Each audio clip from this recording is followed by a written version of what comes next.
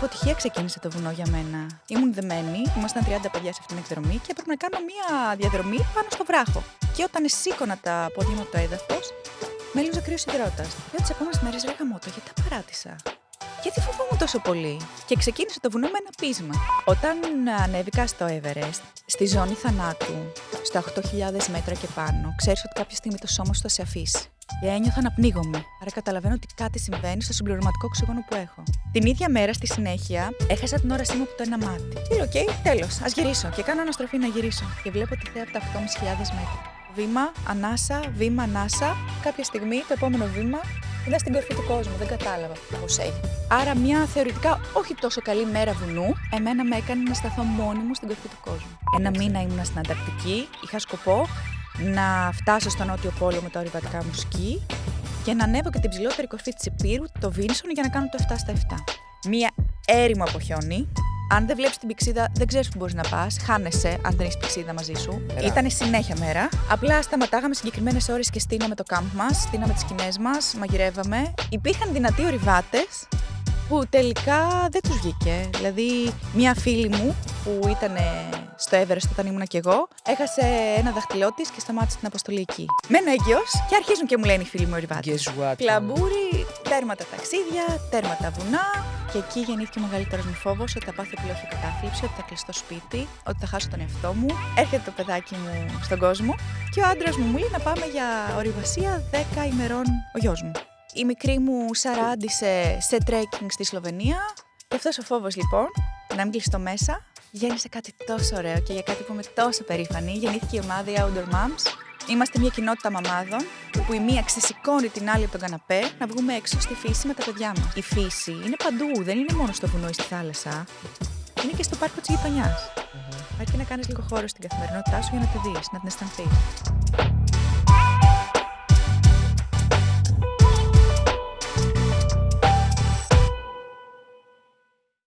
Καλησπέρα αγαπητοί φίλοι του 1% Better ή καλημέρα ανάλογα πότε το βλέπετε, πότε το ακούτε το επεισόδιο. Σήμερα έχουμε μαζί μας μια φανταστική προσωπικότητα, τη Χριστίνα Φλαμπούρη, Ελληνίδα αλπινίστρια και εξερευνήτρια. Είναι η πρώτη λοιπόν Ελληνίδα που ολοκλήρωσε το 7 Summits, ανεβαίνοντας στις υψηλότερες κορυφές και των 7 υπήρων, και η πρώτη που ανέβηκε στο Everest, νομίζω. Σωστά? Πολύ σωστά. Ωραία. Ενώ έχει φτάσει και στο Νότιο Πόλο, διανύοντας 111 χιλιόμετρα με σκι. Κάτσε καλά. Παράλληλα, είναι συνειδήτρια της κοινότητας Outdoor Moms Greece και ενθαρρύνει τις μητέρες να βγαίνουν στη φύση με τα παιδιά τους. Και να μας πει πώς να βγαίνουμε και εμείς στη φύση με τα δικά μας παιδάκια απόψε. Θα μιλήσουμε για τα βουνά, τους φόβους, τις δυνάμεις, τα πάντα, ό,τι προλάβουμε τουλάχιστον. Χριστίνα, ευχαριστούμε πάρα πολύ που είσαι σήμερα μαζί μας. Είναι η δική μου η τιμή που είμαι σήμερα μαζί σας και θα κάνουμε τόσο ωραία κουβέντα. Το μόνο που θέλω να προσθέσω, σας ευχαριστώ και εγώ με τη σειρά μου, Χριστίνα, που είσαι σήμερα εδώ. Θέλω να προσθέσω ότι παρόλο το ότι ακούγεται το intro και το βιογραφικό της σαν ανέκδοτο, είναι όντως. Έχουν συμβεί. Έχουν συμβεί. Είναι αυτή η γυναίκα που βλέπετε τώρα στην οθόνη σας, όσοι το βλέπετε. Και έχει και 2 παιδάκια, έχει και οικογένεια και έχει κάνει όλα αυτά τα πράγματα. Και σε μικρή, θα έλεγα, σχετικά ηλικία. Οπότε δεν ξέρω, είμαι τρομερά περίεργος να καταλάβω την προσωπικότητα πίσω από όλα αυτά τα πράγματα, γιατί εγώ το μόνο που θα προσθέσω, και το λέω, το έχω πει σε αρκετά podcast, γιατί έχουμε νομίζω καλέσει αρκετές γυναίκες να μας πούνε την ιστορία τους. Μου φαίνεται ακόμα πιο αξιέπαινο όταν είναι μια γυναίκα πίσω από αυτά τα επιτεύγματα, γιατί έχω την αίσθηση ότι δεν έχετε την, πώς να το πω, βιολογικά τις ίδιες καταβολές όπως έχει ένας άντρας, για να μπορέσετε να κάνετε τόσο physical stuff και να μπορέσετε να ξεπεράσετε όλα αυτά τα πράγματα που χρειάζεται να ξεπεράσεις για να ανέβεις τώρα στο βουνό. Και όχι ότι έχει τεράστια σημασία, αλλά εγώ το λέω από τη δικιά μου εμπειρία για το πώς σε αντιλαμβάνομαι. Εγώ βάλα τα κλάματα όταν ανέβηκα στο Μύτικα.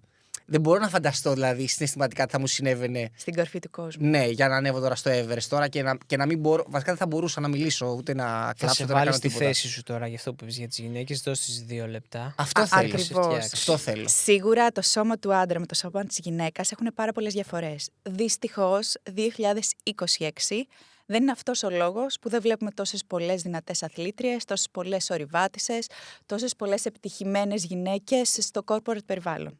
Δυστυχώς δεν είναι αυτός ο λόγος. Είναι πολλοί άλλοι, μπορούμε να το συζητήσουμε και σήμερα και άλλη φορά.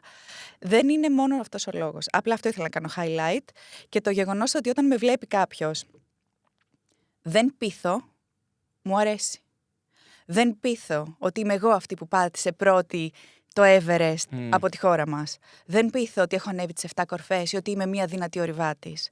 Γιατί στα πρώτα μου βήματα, όταν ήμουν ακόμα πιο λεπτοκαμωμένη, ντροπαλή, ευγενική και έλεγα ότι το όνειρό μου είναι να ανέβω στην ψηλότερη κορφή του κόσμου στο Everest, όλοι απαντάγανε μέχρι το base camp, το trekking θα κάνεις.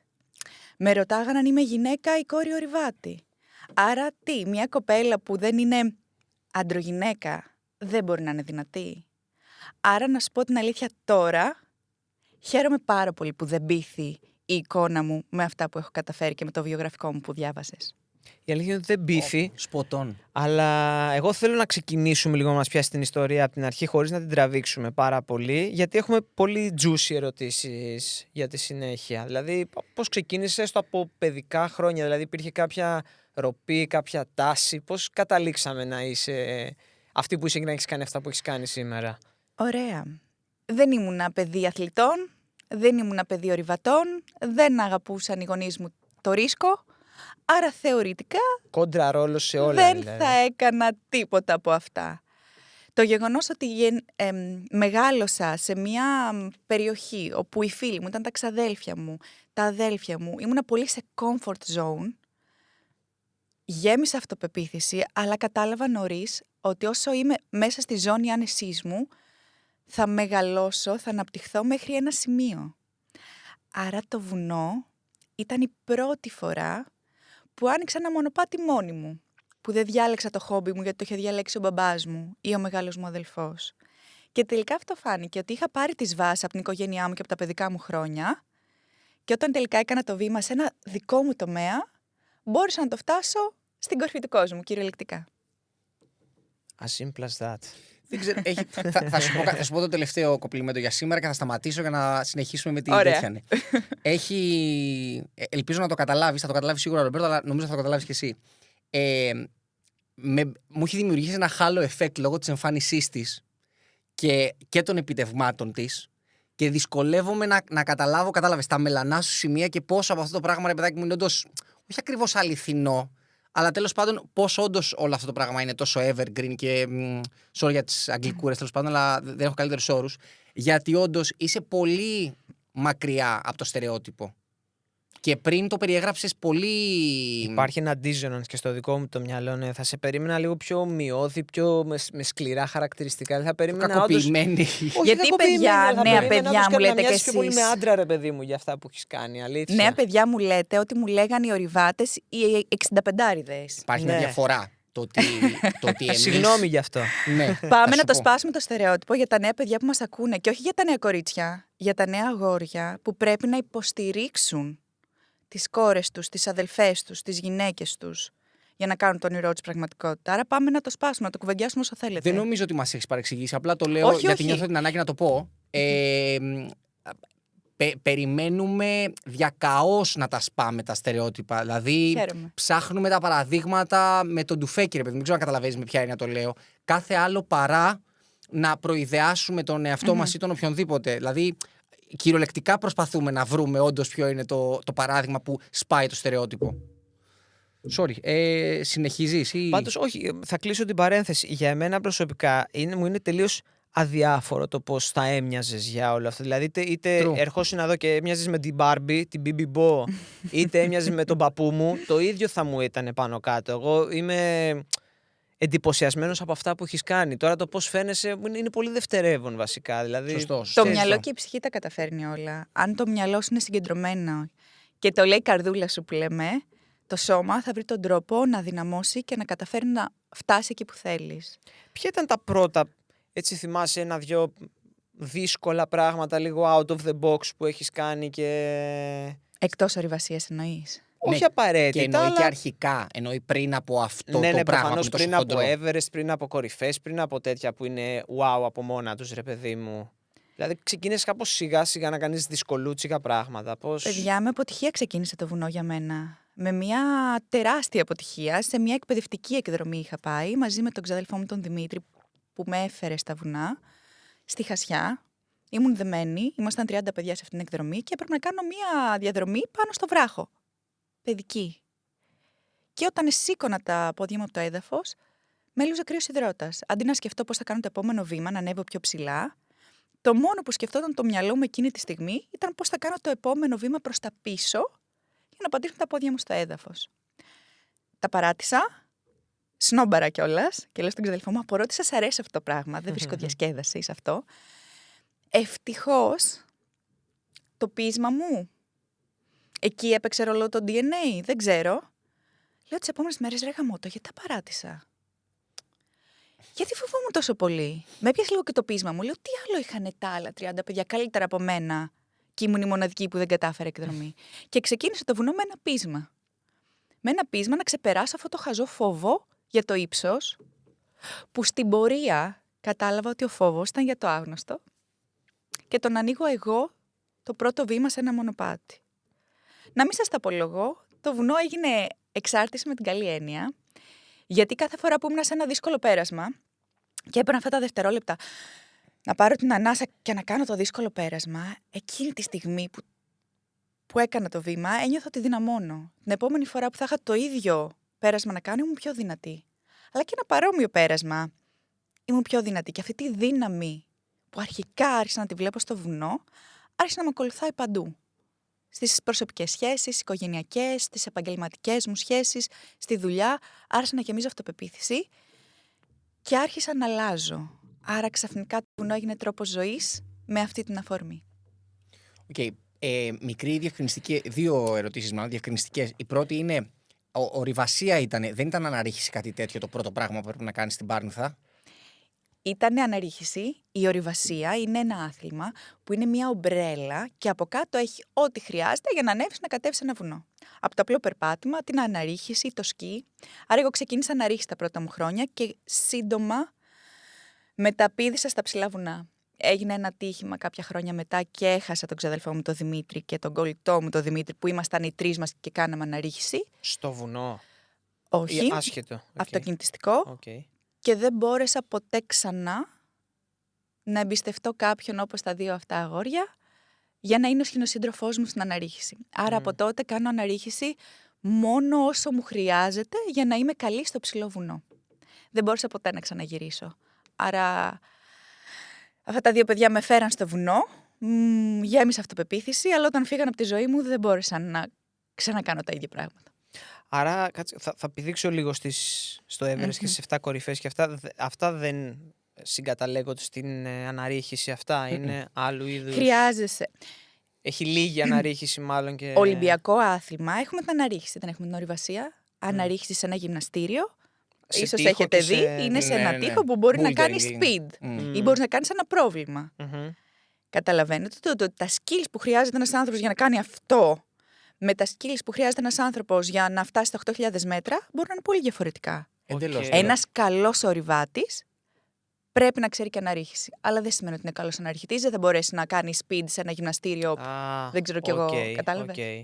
Κατάλαβα. Μπορεί να είναι, μπορεί και να μην είναι. Είναι ψιλοδιαφορετικά, δεν είναι απαραίτητα το. Το ένα είναι κομμάτι του άλλου. Ναι, το ένα είναι κομμάτι του είναι άλλου. Κομμάτι του άλλου. Εγώ, επειδή ο αδερφός μου έκανε πολλά χρόνια αναρρίχηση και είχα κάνει κι εγώ λίγο, θέλω να σε ρωτήσω 2-3 ερωτήσεις απλά για να καταλάβω. Πρώτον, κάνατε αναρρίχηση βουνό ή δεν το κάνατε σαν γυμναστική απλά? Όχι, δεν πηγαίνουμε στη γυμναστήριο. Στο βουνό, βράχο, κάναμε σπόρα αναρρίχηση. Αρχικά, η σπόρα αναρρίχηση είναι όταν στο βράχο υπάρχουν τα βίσματα, αν θες από πριν, μόνο σε ασφαλίσαι και ανεβαίνεις. Ναι. Η τράντα αναρρίχηση που λέμε, που πλέον αν κάνω αυτήν κάνω, είναι είσαι στο βουνό, το γυμνό βουνό αν θέλεις, και βάζεις εσύ μόνος σου τις ασφάλειές σου. Αυτό είναι πιο κοντά στην κλασική ορειβασία. Τώρα κάνεις κάτι τέτοιο, δηλαδή κυκλοφορείς με έναν εξοπλισμό τώρα, ο οποίος είναι 20 κιλά να έχεις τώρα μαζί σου κοντριέ. Ανάλογα που πηγαίνεις, σωστά. Ανάλογα που πηγαίνεις και με ποια ομάδα είσαι, πρέπει να έχεις και το συγκεκριμένο εξοπλισμό. Τα 20 κιλά δεν φαίνονται λίγα. Αν σκεφτούμε ότι στην Αλάσκα, στον Ντενάλι, για να ανέβω την ψηλότερη κορφή στον Ντενάλι, ο Σάκος μου ζύγιζε 35 κιλά και εγώ ήμουν μόλις 52. Άρα τα 20 κιλά καταλαβαίνεις ότι δεν μου φαίνονται πολύ. Ναι, μα σκέφτομαι αν είναι να το κάνει αυτό που λέει εδώ και στην αναρρίχηση. κουβαλάς σχοινιά μαζί σου, πολλά ρε παιδάκι μου, αναλόγως βέβαια το πόσα μέτρα έχεις να κάνεις κτλ. Απλά προσπαθώ να καταλάβω σε τι επίπεδο είχατε φτάσει σαν ομάδα. Δηλαδή, ανεβαίνατε 2-3 σχοινιές. Με τους Δημήτρηδες νωρίτερα. Ναι. Με τους δύο Δημήτρηδες που ήταν τα πρώτα μου βήματα πριν ξεκινήσω τα ψηλά βουνά, κάναμε μόνο σπόρο αναρρίχηση. Κάναμε και multi-pitch, όπως είπες, 2-3 σκηνιές, αλλά κάναμε μόνο σπόρο αναρρίχηση, ένα μέτριο επίπεδο. Το 6α, 6b θεωρείται πολυμέτριο. Πολυμέτριο να το πω. Ναι. Okay. Μέτριο. Και η μόνη ερώτηση πάνω σε αυτό που θέλω να κάνω είναι η εξής. Επειδή είπες, μου φαίνεται κάτι λίγο ασύνδετο, θέλω να το καταλάβω. Ναι. Μου είπες πριν ότι φοβόσουν να ανεβάσεις, όταν την πρώτη φορά που πήγες βουνό, ας πούμε, και έπρεπε να ανεβείτε ένα βράχο, φοβόσουν να ανεβάσεις το πόδι. Αυτό μέχρι το πηγαίνω και κάνω εκδρομές για να κάνω αναρρίχηση, είναι πολύ μεγάλο το βήμα. Ακριβώς. Εκεί τι έγινε, δηλαδή δεν φοβόσουν ή φοβόσουν και σταμάτησες να Ήταν φοβάσαι? ακριβώς αυτό που σου είπα. Ότι κάθε φορά που διαχειριζόμουν λίγο το φόβο και έκανα το βήμα, το πιάσιμο, ένιωθα αυτή τη μαγική στιγμή της δύναμης, της αυτοπεποίθησης. Και ένιωθα ότι αυτό αρχίζει και με τρέφει, με μεγαλώνει σαν άνθρωπο. Επομένως, κάθε φορά που το έκανα ήθελα να το ξανακάνω. Άρα άρχισαν πλέον τα βουνά να είναι εκδρομές με τους Δημήτρηδες τα Σαββατοκύριακα. Να είναι Όλυμπος, να είναι η αναρρίχηση. Και κάποια στιγμή αυτό έγινε το comfort zone σου, μάλλον. Το βουνό έγινε το comfort zone. Ακόμα φοβάμαι. Προσωπικά δεν είναι εύκολο να σκεφτώ ένα φόβο που θα τον ξεπεράσω στη ζωή μου. Μαθαίνεις όμως να το διαχειρίζεσαι. Και η αίσθηση ότι διαχειρίζεσαι ακόμα και το φόβο σε κάνει να νιώθεις παντοδύναμος. Άρα, ναι. Λίγα μέτρα πριν την κορφή του Everest, ήμουνα στην κόψη, θυμάμαι. Φανταστείτε, το βουνό είναι πολύ μυτερό έτσι και εμείς προχωράμε εδώ, ίσα-ίσα, αλλά μπορείς να βάλεις και το χέρι σου από την άλλη, δηλαδή ήμουν ακριβώς πάνω στην κόψη. Και φοβήθηκα εκείνη τη στιγμή και έτσι όπως προχωράγα βάζω το χέρι μου από την άλλη πλευρά για να κρατιέμαι. Καθόλου σωστά ορειβατικά, είχα το πιολέ μου, μπορούσα να δουλέψω διαφορετικά τέλος πάντων. Και λέω, Θεέ μου, θα με δει κάποιος και θα πει αυτή φοβάται και είμαι εδώ. Όντως φοβόμουν μην πες, φοβόμουν μην κάνω το λάθος βήμα. Αλλά είναι τόσο ωραίο που φοβόμουν και τα κατάφερα και γύρισα αρτιμελής. Άρα ναι, δεν με πειράζει ο φόβος, τον αγαπώ, τον αγκαλιάζω. Οι μεγαλύτερες επιτυχίες που έχω φέρει στη ζωή μου, όχι μόνο στον αθλητισμό γενικά, η αφορμή ήταν ένας φόβος. Άρα απλά τον διαχειρίζομαι. Δεν ξέρω αν μπορεί κάποιος να ξεπεράσει ένα φόβο. Εγώ πλέον με μεγάλη αυτοπεποίθηση λέω ότι μπορώ να διαχειριστώ οποιονδήποτε φόβο έρθει στη ζωή μου. Ναι. Ποια χρονιά ήταν αυτή η πρώτη εμπειρία που ξεκίνησες? Πω, τώρα θα με πας πολύ πίσω. Την αναρρίχηση ή την ορειβασία? Ναι.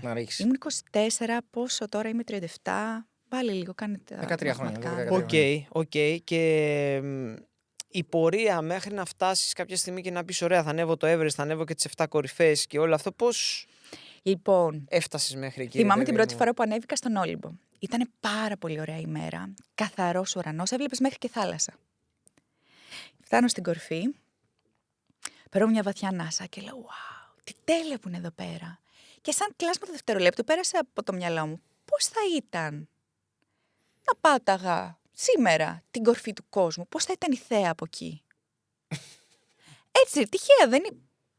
Όταν ανέβηκα στον Όλυμπο την πρώτη φορά, με βοηθούσε ο ξαδελφός μου ο Δημήτρης και μου κουβαλούσε το σάκο, γιατί κουραζόμουνα. Για να καταλάβετε λίγο σε τι επίπεδο ήμουνα τότε. Και απλά μου μπήκε στο μυαλό. Και αν μου μπει κάτι στο μυαλό σαν χαρακτήρας, θα φέρω τον κόσμο άνω κάτω για να τα καταφέρω. Γύρισα πίσω, δεν το είπα σε κανέναν, γιατί ήξερα ότι θα με κοροϊδέψουν. Ήξερα ότι ήταν φυσιολογικό να με κοροϊδέψει κάποιος.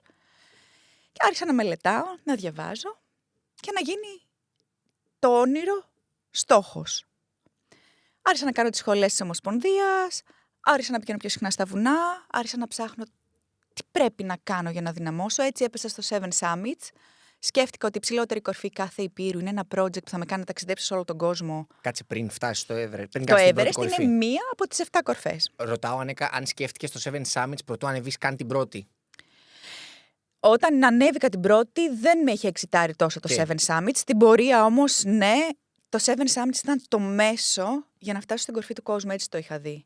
Βέβαια, τελικά, πρώτα πάτησα στο Everest και μετά ολοκλήρωσα. Μετά από 7 μήνες ολοκλήρωσα το Seven Summits. Άρα κάπως έτσι άρχισα να μελετάω, να ανεβαίνω. Μετά τον Denali, νομίζω ήταν η τρίτη μου κορφή. Το Denali είναι η υψηλότερη κορφή της Βορείου Αμερικής, βρίσκεται στην Αλάσκα. Θεωρείται δύσκολο βουνό. Μέχρι τότε νομίζω καμία Ελληνίδα δεν το είχε κάνει και είχαμε και αρκετές αποτυχίες Έλληνες.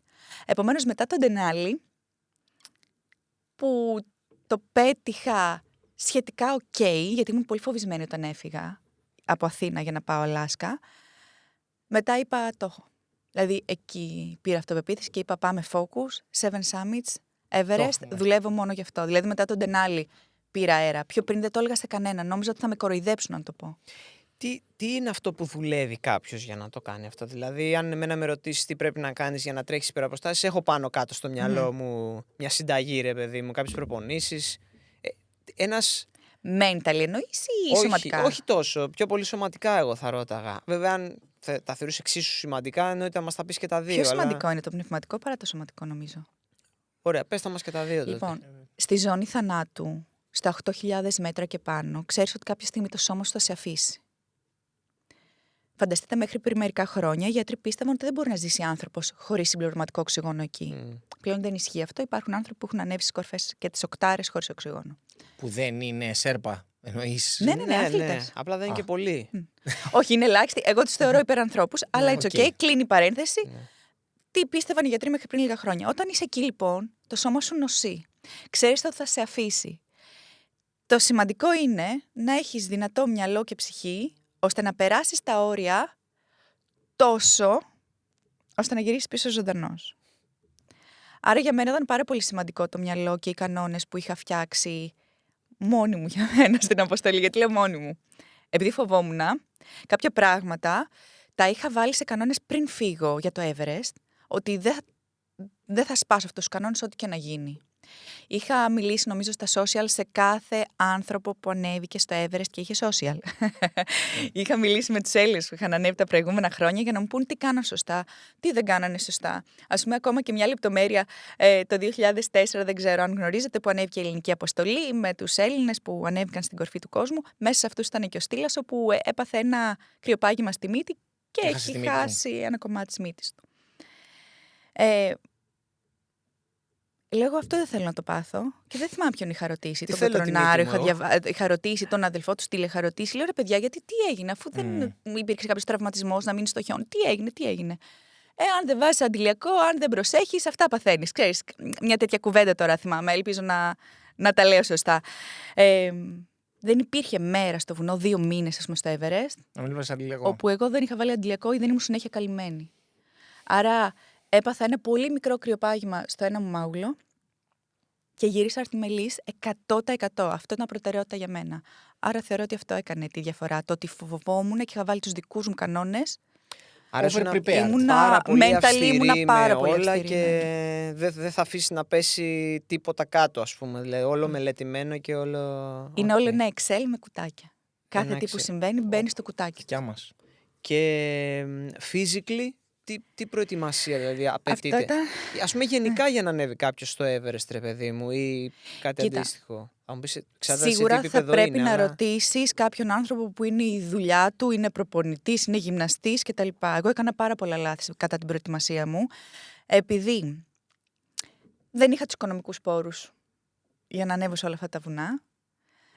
Γυμναζόμουν χωρίς κάποιον γυμναστή να μου δίνει συμβουλές τον πρώτο καιρό κτλ. Είχα πάρα πολλούς τραυματισμούς, είχα πάρα πολλά πισωγυρίσματα. Η ρουτίνα μου τα τελευταία χρόνια ήταν να κάνω διπλές προπονήσεις κάθε μέρα. Έκανα μία το πρωί πριν πάω στο γραφείο, γιατί έχω μια δουλειά, δουλεύω στο marketing σε μια εταιρεία. Τι προπόνηση, ναι. Έκανα σαν cross training. Okay. Όχι crossfit. Hit όμως, δηλαδή high intensity. Ακριβώς. Έκανα 1 ώρα γυμναστήριο personal, high intensity για να φύγω και να πάω στο γραφείο, και όταν γύρναγα, το στάνταρ μου ήταν να τρέχω στα σκαλάκια στην Πάρνηθα, η διαδρομή του τελεφερίκ. Άρα αυτή ήταν η ρουτίνα μου. Άρα και αερόβια και ενδυνάμωση σαν συνδυασμός, έτσι. Όπου άρχιζα μετά έβαζα βάρος στη τσάντα για να μπορέσω να προσομοιώσω λιγάκι τις συνθήκες που είχα εκεί. Αλλά για το βουνό, η καλύτερη προπόνηση είναι το βουνό. Ναι. Έχω δει πολύ μεγάλους αθλητές στο βουνό, όταν η αποστολή είναι 2 μήνες, να μην την παλεύουν. Όχι γιατί δεν μπορούν να ανέβουν το πέρασμα, γιατί δεν μπορούν να κοιμούνται 2 μήνες στο χιόνι και σε σκηνή. Ή γιατί 2 μήνες δεν μπορούν να τρώνε και να μην έχουν φρέσκο φρούτο ή φρέσκο λαχανικό.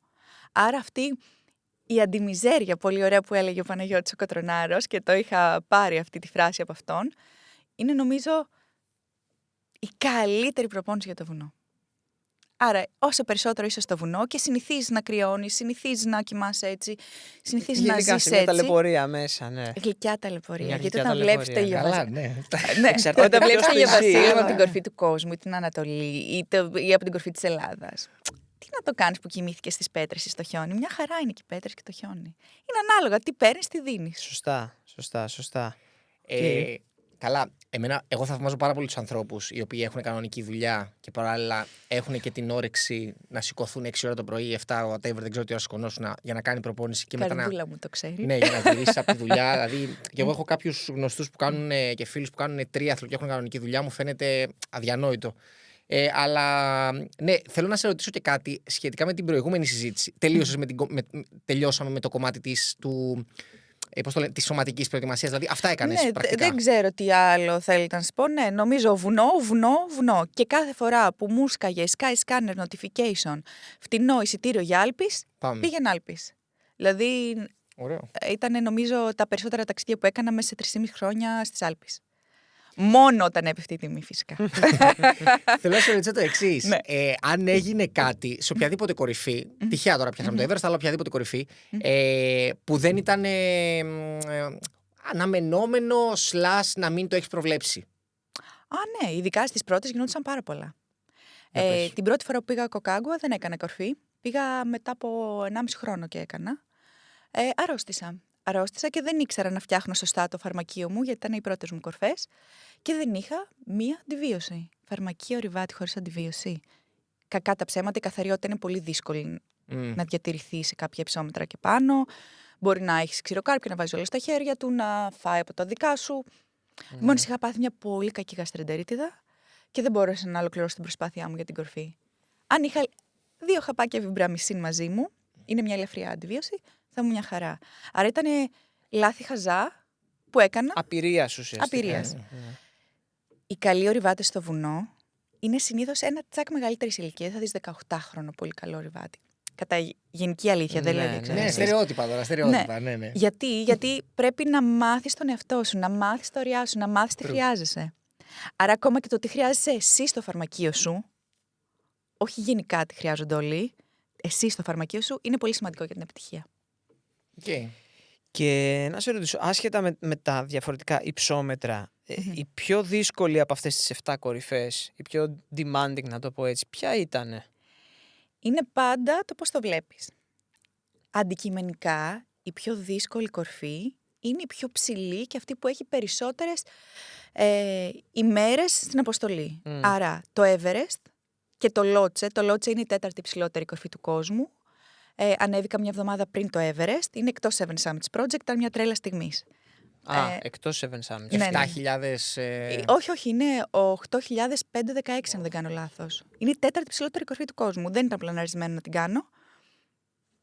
Αλλά είχα αρχίσει να αρρωσταίνω ψυχολογικά και λέω: αν δεν πάω τώρα να σκαρφαλώσω, δεν θα καταφέρω ποτέ να κάνω το Everest.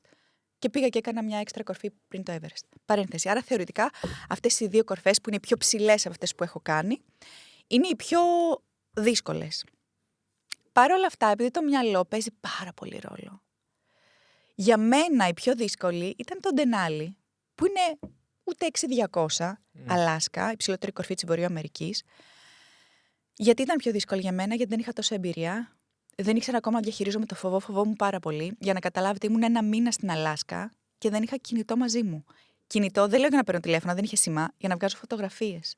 Γιατί λέω, δεν θα πάρω τίποτα που δεν χρειάζομαι 100%, ώστε να μην κουραστώ καθόλου και να καταφέρω να φτάσω στην κορφή. Φανταστείτε πόσο φοβόμουν και τσιγκουνεύτηκα, ας πούμε, το βάρος του κινητού της φωτογραφικής. Τα 200 γραμμάρια του κινητού, ναι. Άρα για μένα ήταν αυτή η πιο δύσκολη κορφή, γιατί ήμουν πολύ πολύ νέα.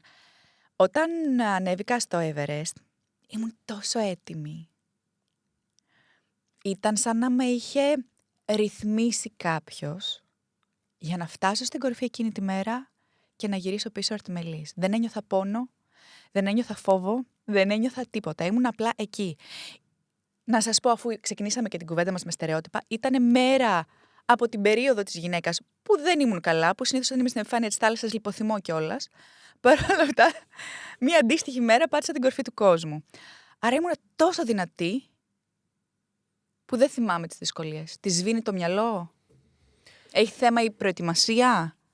Δεν ξέρω τι θέμα έχει. Τώρα, έτσι, όταν με ρωτάει κάποιο αυθόρμητα, το πρώτο μου έρχεται είναι το Ντενάλι. Ενώ ξέρω ότι αντικειμενικά δεν είναι το πιο δύσκολο. Πάντως δεν μοιάζει η αφήγηση με του Μάριου που είχαμε σε προηγούμενο επεισόδιο που είχε δυσκολευτεί πάρα πολύ. Μας είπε ότι κόντευε να πεθάνει και τέτοια πράγματα. Κοίτα, οπότε ο Μάριος. παίζουν πολλά πράγματα ρόλο. Θέλω να πω και η μέρα και οι συνθήκες και η τύχη. Δηλαδή είναι πολύ παραγωγικό αυτό. Το μυαλό είναι η μεγαλύτερη διαφορά. Ναι. Επειδή λοιπόν φοβόμουν πολύ το Everest, μία εβδομάδα πριν αποφάσισα να ανέβω στο Λότσε. Λέω θα ξαναμπω στη ζώνη θανάτου για να κάνω πρόβα τζενεράλε. Άρα, ό,τι ζούσα στο Everest, 6 μέρες πριν το είχα ζήσει στη διπλανή κορφή. Είναι μαζί. Ναι, σκεφτείτε, είναι κοινό βουνό και από το Camp 3 και μετά ανοίγει και μία κορφή είναι εδώ, η άλλη εδώ. Άρα κάνεις ουσιαστικά τη μισή προετοιμασία με τα Camp 1, Camp 2. Μέχρι το Camp 3 είναι κοινή διαδρομή. Άρα είναι πρόβα τζενεράλε. Έκανα μια πρόβα τζενεράλε. Αυτό ορειβατικά ήταν λάθος. Όλη η ομάδα μου έλεγε Χριστίνα, να μην πας, θα κουραστείς. Ναι, βέβαια. Θα χάσεις δυνάμεις, θα καταφέρεις την κορφή. Γιατί εγώ Everest ήθελα. Το Λότσε δεν ήταν κάποτε μέσα στο πλάνο. Το μυαλό μου, αν καθόταν άλλες 3 μέρες στο base camp, γιατί δεν ήταν καλός ο καιρός για το Everest, θα αρρώστανε και θα τα παράταγα. Η ταλαιπωρία, ότι μου λείπε το αγόρι μου λείπαν οι γονείς μου, τα αδέλφια μου, δεν θα με άφηνε να είμαι συγκεντρωμένη. Είχα αρρωστήσει, θυμάμαι κιόλας, πάω στο γιατρό, υπάρχει ένας γιατρός στο base camp και μου λέει πρέπει να κατέβεις πιο χαμηλά με ελικόπτερο, να νιώσεις λίγο καλύτερα, αφού έτσι κι αλλιώς το παράθυρο καιρού δεν θα είναι άμεσα, κάτσε 2-3 μέρες κάτω και ανέβα μετά πάνω θα είσαι σούπερ. Εγώ όμως δεν είχα λεφτά για να πάρω ελικόπτερο. Ναι. Είχα πάει πολύ σπαρτιάτικα.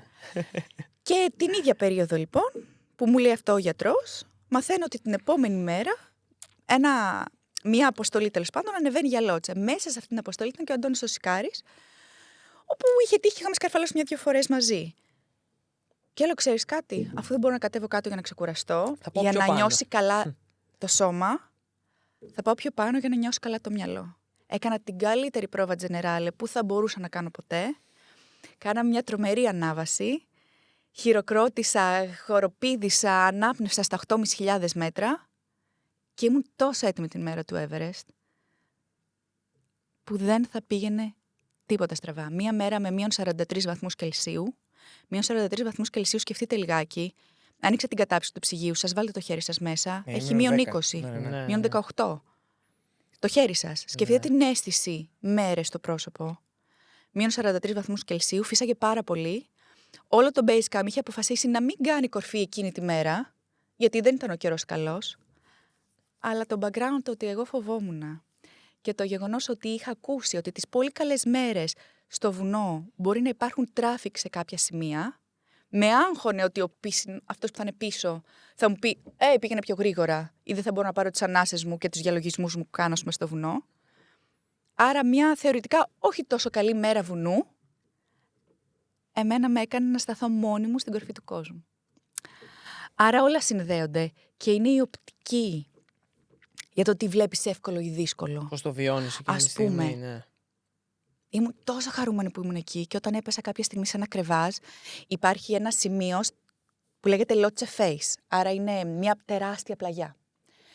Όταν κατέβαινα από το Everest, αυτό το κατεβαίνουμε με ραπέλ. Ραπέλ είναι το δέσιμο που κατεβαίνει ο πυροσβέστης από μια πολυκατοικία. Άρα κάνουμε αλματάκια κάπως και ρέει το βάρος πάνω στο σκοινί, να το εξηγήσω κάπως έτσι. Ήμουνα λίγο αφηρημένη, δεν ήταν σωστό το χιόνι. Κάποια στιγμή σε ένα αλματάκι πέφτω σε χιόνι μαλακό και με παίρνει μέσα. Άρα εκεί υπήρχε κρεβάζ. Κρεβάζ είναι η χαράδρα στον παγετώνα. Αν το περιέγραφα αυτό πριν μου συμβεί, θα έλεγα ότι είναι το πιο τρομακτικό πράγμα που μπορεί να σου συμβεί. Όταν μου συνέβη, μου κόπηκε λιγάκι η ανάσα, αλλά όταν είδα ότι είμαι σε μια σπηλιά από πάγο, λέω ρε φίλε, πού βρίσκομαι. Πόσο τυχερός άνθρωπος παίζει να είμαι. Έκατσα δηλαδή, πήρα αυτά τα 5 λεπτά να πω wow και μετά να ζητήσω βοήθεια ώστε να βγω με το ζουμάρ έξω. Άρα είναι η οπτική. Θα μπορούσα να σου το πω και από την άλλη οπτική, το πόσο φοβήθηκα όταν έφυγε το έδαφος από τα πόδια μου. Ναι. Αλλά νομίζω ότι το ανθρώπινο μυαλό είναι τόσο δυνατό και κρατάει τα καλά. Και κρατάει πράγματα που σε κάνουν καλύτερο. Επίσης θεωρώ και χρέος μου Και ίσως για όλους τους αθλητές ή για τους ανθρώπους που έχουν καταφέρει κάτι στη ζωή τους, να ανοίξουν τον δρόμο για τα νέα παιδιά. Φανταστείτε τώρα. Είμαι η πρώτη Ελληνίδα που ανέβηκα στο Everest, ένας τίτλος, και να έλεγα, παιδιά, είναι τόσο δύσκολο, είναι ανθρωπίνως αδύνατο. Ναι. Ένα κορίτσι τώρα που είναι 18 χρονών θα το προσπαθήσει? Όχι. Σωστό. Ενώ αν πω, δεν υπάρχει τίποτα αδύνατο και δύσκολο, αν το βάλεις στο μυαλό σου και δουλέψεις σκληρά γι' αυτό. Δεν χρειάζεται ταλέντο. Το είχε πει ο πρώτος άνθρωπος που ανέβηκε στο Everest. Είχε πει, δεν χρειάζεται να έχεις γεννηθεί με ένα εξωπραγματικό ταλέντο για να πετύχεις σπουδαία επιτεύγματα στη ζωή σου. Χρειάζεται να είσαι ένας απλός άνθρωπος, όπως είμαι εγώ, εσύ, ο κόσμος που μας ακούει. Και απλά βάζεις πολύ ψηλούς στόχους και δουλεύεις πολύ σκληρά για να τους πετύχεις. Άρα δεν θα με ακούσει ποτέ για κάτι που έχω καταφέρει να λέω ότι είναι δύσκολο. Αν τη στιγμή που το κατάφερα εγώ, θα μπορούσε οποιοδήποτε. Καταρχάς, με έχεις βάλει σε κάτι μονοπάτια σκέψη τώρα λίγο περίεργα, αλλά μου αρέσει πάρα πολύ το ότι έχεις δύο τρόπους να το σκεφτείς αυτό που λες. Έχεις από τη μία να διαλέξεις ανάμεσα στο ότι θα πω κάτι ότι είναι πάρα πολύ δύσκολο γιατί αυτό το πράγμα με ανεβάζει, ή τουλάχιστον φαινομενικά ή τέλος πάντων πρόσχερα, ή θα πω ότι είναι όντως κάτι που μπορούμε να το κάνουμε όλοι, γιατί ξέρω ότι είναι λίγο πιο προσιτό και είμαι λίγο πιο αρεστός με αυτό το πράγμα. Αλλά το θέμα είναι ότι το δεύτερο, ασχέτως με το αν γίνεσαι αρεστή ή όχι, είναι πολύ πιο προσοδοφόρο. Δηλαδή δίνεις πίσω με αυτό το πράγμα. Αν μπορέσεις. Συναίσθημα. Ναι, αν αυτό. κάνεις.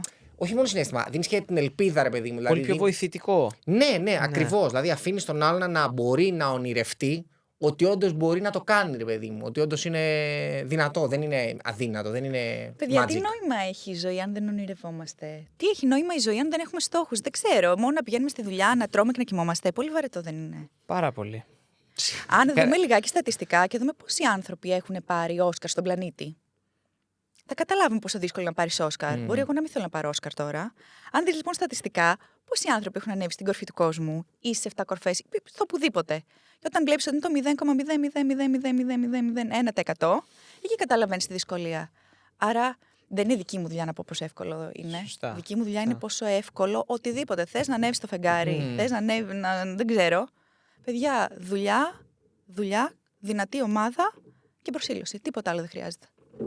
Ναι. Και δυνατή ομάδα, γιατί μπορεί να βλέπουν τους ορειβάτες με τη σημαία στην κορφή. Ποτέ δεν τα καταφέρει κάποιος Θα ήταν μία από μόνος τις του. ερωτήσεις μας βασικά. Πόσο ρόλο έχει παίξει η ομάδα που είχες, πώς τους επέλεξες, ποια ήταν τα κριτήρια, τι κοίταγες, τι κοιτάς ακόμα. Η ομάδα, καταρχάς, μιλάμε τώρα για την εκάστοτε κορυφή, για να Δεν καταλάβουμε ξέρω. με ποια Τι είναι με ρωτάς. Υποθέτω ότι έχει και άνθρωπους που προπονείται και που κάνει τα κοντινά και που κάνει τα μακρινά και τα ψηλά και τα χαμηλά και τα δύσκολα. Δεν ξέρω αν είναι διαφορετική η σύσταση κάθε φορά ή αν είναι ένας πυρήνας παρόμοιος. Είναι διαφορετικό γιατί δεν είναι τόσο εύκολο να πας σε κάποιους από τους στόχους που είχα εγώ, επομένως δεν έβρισκα πάντα κόσμο να μπορεί να με ακολουθήσει. Η ομάδα μου, που χωρίς αυτούς δεν θα μπορούσα να τα είχα καταφέρει, είναι οι φίλοι μου μέχρι και σήμερα. Από την φίλη μου που είχα πριν ξεκινήσω τα βουνά και όταν ξεκίνησα προπονήσεις, ο καφές που πίναμε τα Σάββατα μαζί είχε γίνει καφέ στο γήπεδο για να τρέχω εγώ και στην αποθεραπεία να τα λέμε. Γιατί και αυτή είναι η ομάδα. Η ομάδα μου ήταν οι ορειβασίες μου εδώ στην Ελλάδα και με το φίλο μου τον Ορέστη, που τώρα είναι κουμπάρος μου, βάφτισε το πρώτο μου παιδί, που αν δεν μίλαγα μαζί του με το δορυφορικό τηλέφωνο, αν δεν μου στέλνε τον καιρό, αν δεν με βοηθούσε με τα logistics της αποστολής ή πνευματικά δεν μου έγραφε τις τρέλες που μου έγραφε, ας πούμε, στο δορυφορικό τηλέφωνο να μου ανεβάσει την ψυχολογία, θα τα είχα παρατήσει πολύ νωρίτερα. Πολύ πιο δύσκολα, ναι. Άρα η βασική μου ομάδα ήταν η ομάδα εδώ. Δυστυχώς, σε κάποια από τα βουνά δεν ήμουνα με φίλους, τα περισσότερα ήμουνα με φίλους με Έλληνες. Και είμαι πολύ ευγνώμων που μπόρεσα να βρω Έλληνες από εδώ. Στην Ανταρκτική ήμουνα με ένα παλικάρι από το Κατάρ και με έναν από την Κίνα που είχαμε γνωριστεί στο Everest. Κάναμε παρέα και απλά η τελευταία μου κορφή τους είχα στείλει μήνυμα, θα το κάνω αυτό μες στον επόμενο χρόνο, ψήνεστε, και πήγαμε όλοι μαζί. Δεν είχα κάποιον Έλληνα. Okay. Πάντως, ακόμα και αν δεν είναι οι φίλοι σου, οι γνωστοί σου, αυτοί που σε πολύ ζεστοί, είναι απαραίτητοι κάποιοι άνθρωποι μαζί για υποστήριξη, για whatever. Έτσι, δεν το κάνεις μόνος σου αυτό το πράγμα. Η ορειβασία έχει μια λέξη που την αγαπώ τόσο πολύ. Είναι η σχηνοσυντροφιά. Είναι ένα σχοινί και μια συντροφιά. Μ' αρέσει πάρα πολύ αυτή η λέξη. Γιατί σε κάποια περάσματα, χωρίς να είσαι δεμένος σε αυτή τη σχηνοσυντροφιά, μπορείς να πέσεις σε ένα κρεβάζ και να μην μπορέσεις να ξαναβγείς ποτέ. Μπορεί να σε πάρει η πλαγιά και να μην μπορέσεις να σκοτωθείς ακαριέα. Παρ' όλα αυτά, δεν είναι μόνο ότι σε σώζει από το θάνατο ή από το χτύπημα. Σε μαθαίνει να ζεις ομαδικά, σε μαθαίνει ο ένας να δίνει κίνητρο στον άλλον. Σκεφτείτε αν ο πρώτος τρέχει πολύ γρήγορα και σέρνει το δεύτερο. Ο δεύτερος λογικά θα πέσει, θα πάει το κραμπόν του μέσα στο σκηνή και θα χτυπήσει. Ναι. Σκεφτείτε όμως αν ο πίσω σέρνεται, πάει πολύ αργά και ο μπροστά σε όλη την ανάβαση 14 ώρες τραβάει το βάρος του πίσω, θα πεθάνει στην κούραση. Ναι. Άρα σε μαθαίνει τόσα πολλά η συνοσυντροφιά για να ζεις σε ομάδα. Εκτιμάς πάρα πολλά πράγματα. Από το πώς θα κάνεις το διάλειμμά σου, πότε θα κάνεις το διάλειμμά σου. Αν θα πάμε όλοι για κορφή ή αν κάποιος θα μείνει πίσω. Παλιά η επιτυχία σε μια ορειβατική αποστολή ήταν αν ένας πάταγε κορφή. Από την αποστολή. Όχι όλοι, δεν ήταν ατομικό, ήταν ομάδα. Είναι πολύ μεγάλο σχολείο η λέξη συνοσυντροφιά και τι φέρνει όλο μαζί. Άρα γίνεσαι όντως ομάδα. Δηλαδή δεν μπορείς ούτε να υστερείς πολύ, ούτε να είσαι πολύ μπροστά. Δηλαδή χρειάζεται όντως σαν να παίζεις ένα άθλημα, ένα ομαδικό σπορ κατά κάποιο τρόπο φτάνει να είναι. Και δεν το ξέρει πολύ ο κόσμος. Μένουμε στη φωτογραφία του ορειβάτη που ίσως είναι μόνος του. Ναι, που είναι έτσι. Αλλά ναι, δεν είναι μόνος του. Και εγώ φωτογραφία από την Ανταρκτική μόνη μου. Έχω χαρούμενη 7 στα 7. Δεν ήμουν μόνη μου. Είχα δεκάδες κόσμο δίπλα μου που με βοήθησε να βγάλω αυτή τη φωτογραφία. Και είμαι πολύ ευγνώμων γι' αυτό. Θα κάνω μια λίγο καυστική ερώτηση. Ό,τι θες. Και θα το πω έτσι ακριβώς όπως το νιώθω, έτσι όπως το σκέφτομαι. Ναι. Πόσο σε έχει κολώσει η μητρότητα? Πόσο σε έχει, ξέρεις, ήταν ο δεύτερος μεγαλύτερος μου φόβος, παιδιά. Ήθελα να γίνω από πάντα μαμά. Ο πρώτος ήταν να μην σκοτωθείς εσύ η ίδια. Οπότε ήταν ύψος βουνά extreme. Ναι.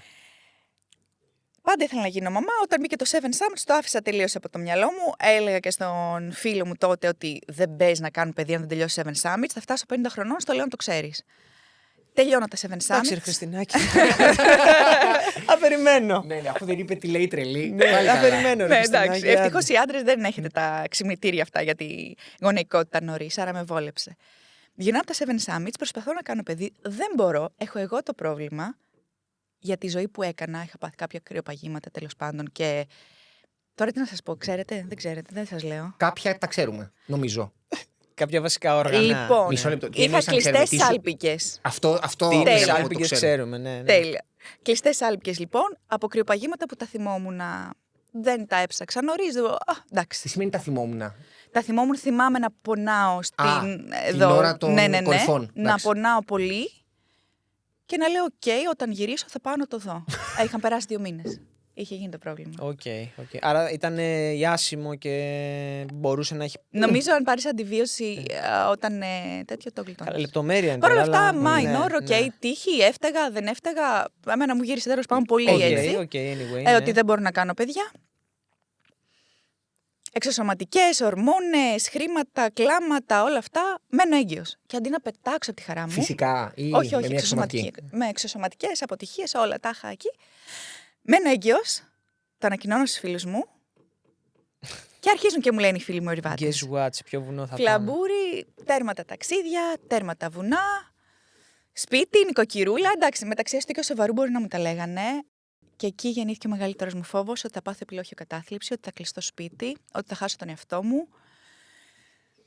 Ευτυχώς, το είπα στον άντρα μου, το είπα στις φίλες μου, το είπα σε όλο μου τον κύκλο. Παιδιά, θα πάθω επιλόχιο κατάθλιψη. Το νιώθω. Με το που γεννήσω, παιδιά, βοηθήστε. Το λέω, έρχεται. Έρχεται. Το νιώθα. Έρχεται.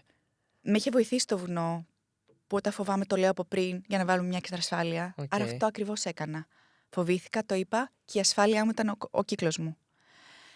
Έρχεται το παιδάκι μου στον κόσμο και ο άντρας μου λέει να πάμε για ορειβασία 10 ημερών ο γιος μου. Και πήγαμε, περάσαμε φανταστικά. Δεν είναι καλά κι αυτός, δεν είναι? Καλά, εντάξει, μην φανταστείς, δεν είπαμε το Everest, στην Πάρνηθα πήγαμε. 2,5 μηνών ο Αντώνης μου, το πρώτο μου παιδί, έκανα κάμπινγκ στους Δολομίτες σε χειμερινές συνθήκες. Πόσο ήταν το παιδί, 2,5 μηνών? 2,5 μηνών. Η μικρή μου σαράντισε σε τρέκινγκ στη Σλοβενία. Έχουμε ανέβει όλα τα ελληνικά βουνά, έχουμε πάει Γαλλία, Γερμανία, Σλοβενία, Ιταλία, δεν ξέρω. Έχουμε σκαρφαλώσει πάρα πολύ με τα παιδιά, στο Μάρσιπο ή στο καθισματάκι Πλάτης. Και αυτός ο φόβος λοιπόν να μην κλειστώ μέσα. Γέννησε κάτι τόσο ωραίο και για κάτι που είμαι τόσο περήφανη. Γεννήθηκε η ομάδα οι Outdoor Moms. Είμαστε μια κοινότητα μαμάδων που η μία ξεσηκώνει την άλλη από τον καναπέ να βγούμε έξω στη φύση με τα παιδιά μας. Γιατί η φύση ξέρει πώς να σου πάρει το άγχος, το πράσινο, μόνο και το χρώμα. Φεύγει το άγχος αυτής της περίοδου της μαμάς και ο μπαμπάς ίσως έχει άγχος, δεν το γυρίζω μόνο για τις γυναίκες, αλλά ίσως τις γυναίκες μπορώ να βοηθήσω παραπάνω. Άρα, φεύγει το άγχος της μαμάς για αυτή την περίοδο, το παιδί μαθαίνει να αγαπάει τη φύση από τις πρώτες ανάσες της ζωής του. Μόνο αν μάθει να αγαπάει τη φύση, αύριο θα τη σεβαστεί και θα την προστατέψει, έτσι. Και γίνεται και μια ωραία κοινότητα και φίλες σε μια φάση της γυναίκας που συνήθως χάνει τις φίλες της, άμα δεν έχουν κάνει παιδιά κι αυτές. Ναι. Άλλες προτεραιότητες. Άρα, αυτή η φοβία, το ότι θα κλειστώ μέσα, θα πάθω επιλόχιο κατάθλιψη, θα χάσω τα βουνά και θα με τραβήξουν πίσω, γέννησε κάτι τόσο όμορφο, που, τι να πω, η λέξη περήφανη είναι πολύ λίγο για το συγκεκριμένο κομμάτι. Τώρα, αν με ρωτάς για τα extreme βουνά, κοιμάμαι καμιά φορά, βλέπω, θέλω να πάω, ας πούμε, στο Κυργιστάν, στην τάδε κορφή κτλ. Ξυπνάω, παίρνω τον Ορέστη, έλα Ορέστη, και πριν προλάβω να του πω αυτό που θέλω, βλέπω τη μικρή στην κούνια και λέω: «ΟΚ, έχω ακόμα μερικά χρόνια». Δεν ξέρω αν θα γυρίσω στα ψηλά βουνά ή πότε. Ξέρω ότι θα το κάνω μόνο αν το θέλει 100% η ψυχή μου. Όταν τα παιδιά μου είναι στην εφηβεία, θα ήθελα να ξαναπροσπαθήσω να ανέβω στο Everest. Από το Θιβέτ όμως, να δω και την άλλη πλευρά, ανέβηκα από το Νεπάλ. Δεν ξέρω αν θα τα καταφέρω, γιατί θα έχω και άλλα 15 χρόνια στην πλάτη, έτσι. Γίνεται από την άλλη πλευρά. Είχα την εντύπωση ότι είναι καραφλό το βουνό, ότι δεν υπάρχουν αποστολές. Γίνεται. Απλά λόγω ότι η Κίνα κάνει τα δικά της με τις άδειες κτλ. Έχει κάποιες άλλες δυσκολίες. Άρα έχω σκοπό στην εφηβεία των παιδιών μου να το ξαναπροσπαθήσω. Δεν έχεις πιστεί ακόμα ότι όλα γίνονται. Μπάντας. Σου βγάζω το καπέλο. Παιδιά, μπορεί να αποτύχω. Και η αποτυχία θα είναι μεγάλο μάθημα για τα παιδιά. Να δουν τη μαμά τους να προσπαθεί έτσι. Εμένα με χορταίνει η όρεξή σου, πάρα πολύ με χορταίνει. δεν περιμένω να το κάνεις, δηλαδή, για να πω εντάξει, το έκανε. Με χορταίνει πάρα πολύ ο τρόπος με τον οποίο το αντιμετωπίζεις και σε ζηλεύω πολύ με την. Ελπίζω να το με την καλή έννοια, φαντάζομαι. Ναι. Σε ζηλεύω πάρα πολύ για το attitude. Πάρα πολύ. Να είσαι καλά. Εγώ να βάζα ένα τίτλο πάντως στο επεισόδιο και σε όλο αυτό μέχρι τώρα. Θα έλεγα If there is a will, there is a way. Ναι, παιδιά. Την τύπησα εδώ πέρα να πούμε. Εγώ ένα drop mic θα έβαζα στο ένα κόφι αστείο. Δηλαδή ο τρόπος θα βρεθεί αρκεί να το θέλεις, δεν είναι. Σκέψου. Δηλαδή, μια νέα μαμά πριν γεννήσει θα μπορούσε να φανταστεί ότι θα ανέβει τον Όλυμπο με τα παιδιά της και τις φίλες της με τα μωρά του. Όχι, σε καμία περίπτωση. Κάτσε, έχετε κάνει εκδρομή στον Όλυμπο με Outdoor Moms? Ναι, με Outdoor Moms φίλες. Πιο μικροί, 4 κοπέλες ήμασταν. 4 κοπέλες με τα μωρά μας. Γύρω στο 1 ήταν τα μωρά μας. Πού έχετε φτάσει? Ανεβήκαμε στο οροπέδιο. Τα τελευταία μέτρα για να ανέβει στο Μύτικα δεν μπορεί να ανέβει κάποιος αν δεν φορέσει το κράνος του. Και αν ο σβέρκος του δεν είναι αρκετά, πώς να το πω, στιβαρός. Σκεφτείτε ότι σε αυτές τις ηλικίες τα παιδάκια δεν κοιτάνε καν μπροστά στο αμάξι. Ώστε κάτω των 6 μηνών ήταν τα παιδιά όλα? Ήταν 1 χρονού γύρω. 9 εκεί. 9 μηνών εννοώ. Μέχρι 1 χρονού. Άρα θα ήταν έγκλημα να ανεβάσει ένα τέτοιο παιδί και να μην χτυπήσει. Μόνο να πέσει ένα πετραδάκι. Ναι, βέβαια. Ναι, επομένως. Καλά, οριακά είναι δύσκολο και μέχρι να φτάσεις μέχρι το οροπέδιο, μέχρι το στεφάνι που φτάσατε. Δεν είναι θέμα δυσκολίας, είναι θέμα ασφάλειας. Και όταν έχεις ένα πλάσμα μαζί σου που εξαρτάται 100% από σένα, πρώτα κοιτάς την ασφάλεια και μετά όλα τα άλλα. Βέβαια. Εννοείται. Θέλετε να πάμε λίγο. Εμείς πότε θα τα πάρουμε τα παιδιά να ανέβουμε στον Όλυμπο? Στον Όλυμπο. Ναι. Εγώ προς το ποτέ. Αλλά... 2 χρονών είναι το δικό σου. Το δικό σου. 2,5 μεγάλη. Και δεν τα έχετε Έχει πάρει αργήσει. ακόμα. Αυτό του λέω. Αθλητές. Ναι. Θα σας δώσω εγώ το ωραίο το καθισματάκι πλάτης. Ναι, ρε, εσύ. Και θα ανέβετε κύριοι και τα παιδιά θα το κατευθυνθούν. Θέλουμε να μάθουμε βασικά. Εγώ δεν ανέβηκα κύριος την πρώτη φορά μόνος μου. Λοιπόν, μήπως να οργανώσουμε μια εκδρομή Outdoor Dads να Outdoor Dads. Outdoor Βεβαίως. Outdoor Dads το ακούμε και έχουμε και άλλους dads που θα φέρουμε Ναι. μαζί μας, οι οποίοι δεν ξέρουν πώς να το κάνουν. Για εσάς και μόνο κάτι θα κάνω. Ωραία, τέλεια. Thank you. τέλεια. Ερώτηση. Μια αποστολή. Να πάμε. Ο μόνος λόγος που το ρωτάω είναι για να δούμε θεματικά τι είναι καλύτερο. Να συνεχίσουμε λίγο με το Outdoor Moms Project, γιατί έχω και εκεί αρκετά πράγματα που Ναι, θα ήθελα φίλε. να ρωτήσω. Να τον αφήσουμε για μετά τον Νότιο Πόλο, γιατί έχει κάνει και αυτή την τρέλα. Όχι, τότε πάμε στο Νότιο Πόλο γιατί να Ωραία. κλείσουμε τις τρέλες. Να κλείσουμε κλείσουμε βουνό. θεματικά το κομμάτι βουνών Ναι, και ναι. τέτοια Παρ' πράγματα. όλα αυτά, 2 κορφές άνω των 8.000 μέτρων σε μία μόνο αποστολή, είμαι ο μοναδικός Έλληνας που το έχει κάνει. Δεν το έχει κάνει ούτε άντρας ούτε γυναίκα. 2 2 αποστολές ξέρω, άνω των ναι. 8.000 μέτρων σε μία μόνο αποστολή. Είναι ο μοναδικός άνθρωπος που το έχει κάνει στην Ελλάδα, όχι από άντρα-γυναίκα. Και από άντρα και από Άνθρωπος γυναίκα. γενικά. Ναι, Ναι. ανεξαρτήτω φίλου, να το πω σωστά. Πες τώρα και καπάκια. Εντάξει, μια χαρά Ο ήταν. μόνος Έλληνας, με λίγα Normal. λόγια. Ναι. Φοβερό, πολύ ωραίο. Ήταν, κάντε το. Ναι. Για να καταλάβουν κιόλας ότι είναι απλό. Το βάλα στο Ρε μυαλό παιδί μου. μου. Ναι, Και το έκανα. απλά το ήθελα. Είναι η οπτική, όπως σου είπα. Για μένα το Λότσα ήταν η πρόβα Τζενεράλε που με έκανε πάρα πολύ καλή στη μέρα του Everest. Αν κάποιος ανεβάσει μια θεατρική παράσταση, κάποιος μπορεί να είναι καλός με πρόβα, άλλος χωρίς πρόβα. Εγώ την ήθελα την πρόβα μου. Ναι. Άρα εμένα με βοήθησε. Άλλον μπορεί να τον εξαντλούσε. Εμένα αυτό που με εντυπωσίασε είναι ότι το έκανες against the advice. Ναι. Αυτό Ναι. είναι το πιο εντυπωσιακό και περίεργο στο μυαλό μου. Όταν σκέφτομαι όλα αυτά, λέω ρε φίλε, μάλλον εγώ δεν θα το έκανα αυτό. Και ρίσκι επίσης. Ρίσκι. Γιατί είναι και ρίσκι. Δεν είναι απλά ότι. Εντάξει. Ναι, αλλά υπάρχουν 10 άνθρωποι που μου λένε έμπειροι ενδεχομένως, δεν ξέρω, δεν θα ήταν κάποιος τυχαίος που στο είπε, φαντάζομαι, δεν στο πάγω που είμαι άσχετος. Και σου λέγανε don't do it. Και εσύ λες όχι, θα το κάνω γιατί το έχω ανάγκη και νιώθω. Αυτό είναι το πιο περίεργο σε μένα, το πιο τρομακτικό να το πω. Επίσης, συγγνώμη που και διακόπτω. Πέρασε από το μυαλό σου ότι μπορεί και να μην μπορέσει να κάνει το Everest, οπότε ας πάω Λότσε τουλάχιστον να έχω τα 8.000 μέτρα. Όχι. Απαντώ. Ναι. Λοιπόν, αν άκουγα 100% τι μου λένε οι μεγάλοι, οι σοφοί κτλ., δεν θα είχα κάνει καν προσπάθεια για το Everest. Γιατί όταν ρώτησα τους δασκάλους μου που με αγαπούσαν και τους αγαπούσα, έτσι, ήταν οι δάσκαλοι μου που μάθανε πώς να έχω ασφάλεια στο βουνό. Αν είμαι έτοιμη για το Everest, η απάντηση ήταν Χριστίνα, είσαι πολύ μικρή ακόμα. Ναι. Υπάρχουν Έλληνες ορειβάτες με 30 χρόνια εμπειρία στο βουνό και δεν τα έχουν καταφέρει. Και εγώ δεν ήμουν ούτε 30 χρονών. Άρα ακόμα και θα ήμουν και θα περίμενα. Σωστό. Νομίζω ότι είναι μια ισορροπία. Το μαθαίνω από τους expert και το λέει η ψυχούλα μου. Ναι. Εγώ εκείνη τη στιγμή που μου λέγαν κατέβα προς τα κάτω, έξω δεν είναι η επιλογή μου για να ηρεμήσει το σώμα, αλλά πλέον είχα μάθει το σώμα μου και ήξερα ότι το μυαλό το τραβάει. Και όσο περίμενα, η αναμονή είναι αυτή που σε τρώει, η αναμονή να φτιάξει ο καιρός για να ανέβεις πάνω στην αναμονή. Το μυαλό αρρωσταίνει. Σκέφτεσαι τι μπορεί να πάει στραβά. Σκέφτεσαι τι ωραία που θα ήμουν ένα σπίτι στο ζεστό σου κρεβάτι. Εγώ αυτό δεν μπορούσα να διαχειριστώ, την αναμονή. Και λέω, όσο το μυαλό είναι απασχολημένο με την ανάβαση, δεν σκέφτεται τίποτα. Πάμε για μια ανάβαση ακόμα.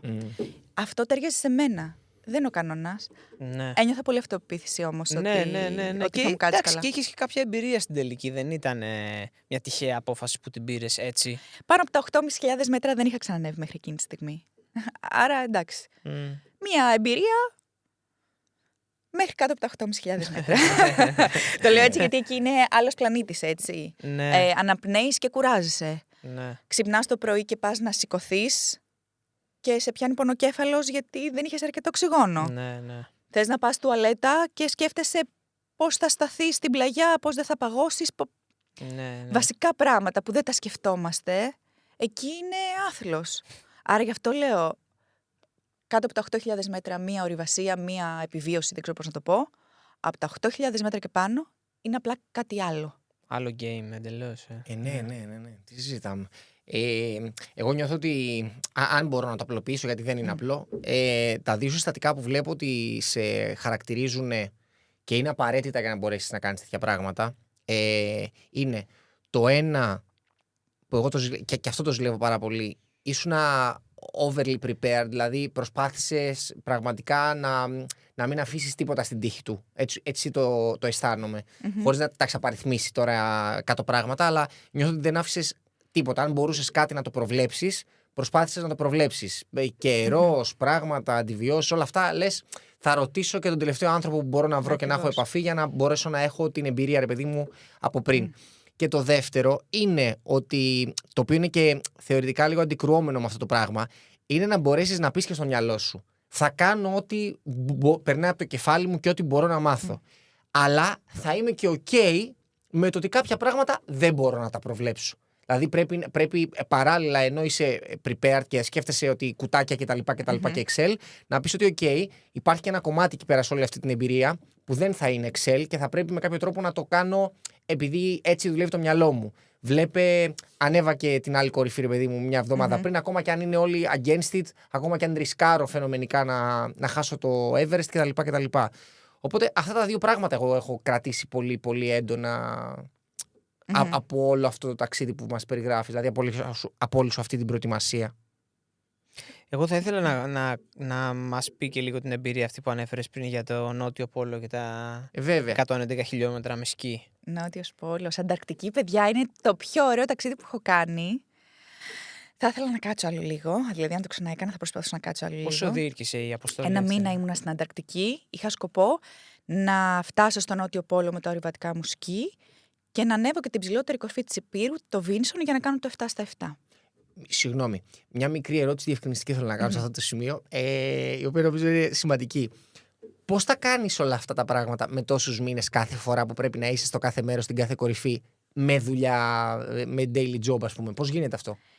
Όταν ολοκλήρωσα τα Seven Summits και πήγα σε θάλασσα και έκανα μπάνιο το καλοκαίρι σε θάλασσα, είχα πάθει πολιτισμικό σοκ. Γιατί όλη μου την άδεια την χάλαγε να είμαι στο βουνό. Άρα είχαν περάσει 4 χρόνια που δεν είχα κάνει ένα μπάνιο σε ελληνικό νησί. Νομίζω αυτό απαντάει. Okay. Wow. Περίμενα να περάσει ο χρόνος, να φορτωθεί η άδεια, να φύγω. Σαββατοκύριακα, αργίες, εγώ θα ήμουν βουνό. Άρα τα είχα φτιάξει έτσι ώστε να μπορώ να. Να τα μαζέψεις για να γίνουν βουνό οι άδειες. Ναι, για να τα μαζέψω. Okay. Wow. Δεν το μετανιώνω. Δεν το μετανιώνω καθόλου. Ήταν τόσο τέλεια. Και στην Ελλάδα μένουμε, τώρα κάνω τα μπάνια μου, μια χαρά είναι. Το wow δεν πηγαίνει στη θυσία. Το wow πηγαίνει στην προετοιμασία. Δηλαδή, εμένα με εντυπωσιάζει με την καλή έννοια το ότι πραγματικά ήσουν που λέει ο λόγος με το ρολόι στο χέρι και λες Σάββατο τάδε θα φύγουμε, θα πάμε Παρασκευή ή μεσημέρι, απόγευμα, φεύγω και πάω εκεί. Θα κολλήσω 2 μέρες άδεια για να κάνω αυτό και θα έχω μετά 1 μήνα, 4 εβδομάδες, ας πούμε, για να κάνω το άλλο. Μου φαίνεται τρελά αξιέπαινο. Το πες πριν ότι θαυμάζεις τους αθλητές που έχουν full-time job και είναι τριαθλητές. Έτσι και στην ορειβασία είναι πολύ διαφορετικό κάποιος να είναι ορειβάτης, τελεία, να δουλεύει στο βουνό, να είναι εκπαιδευτής στο βουνό, να είναι αυτή η δουλειά του. Ναι. Και πολύ διαφορετική κάποιος να θέλει 10 ώρες την ημέρα να κάθεται μπροστά σε έναν υπολογιστή, ας πούμε, που είναι δική μου η δουλειά. Ναι. Και μετά να έχει το κουράγιο και τη δύναμη και την όρεξη αυτές τις 10 ώρες ναι. καθισιού να μπορείς να τις κάνει δύναμη. Σωστά. Άρα ναι, είναι πολύ δύσκολο. Έπρεπε να δουλεύω για να ζω και έπρεπε να δουλεύω διπλά για να βρω και τους οικονομικούς πόρους. Παιδιά, χωρίς χορηγούς δεν θα μπορούσα να τα κάνω τα τελευταία βουνά. Και έφαγα πάρα πολλά άκυρα για να βρω χορηγούς να με στηρίξουν. Κυρίως γιατί δεν έπειθα.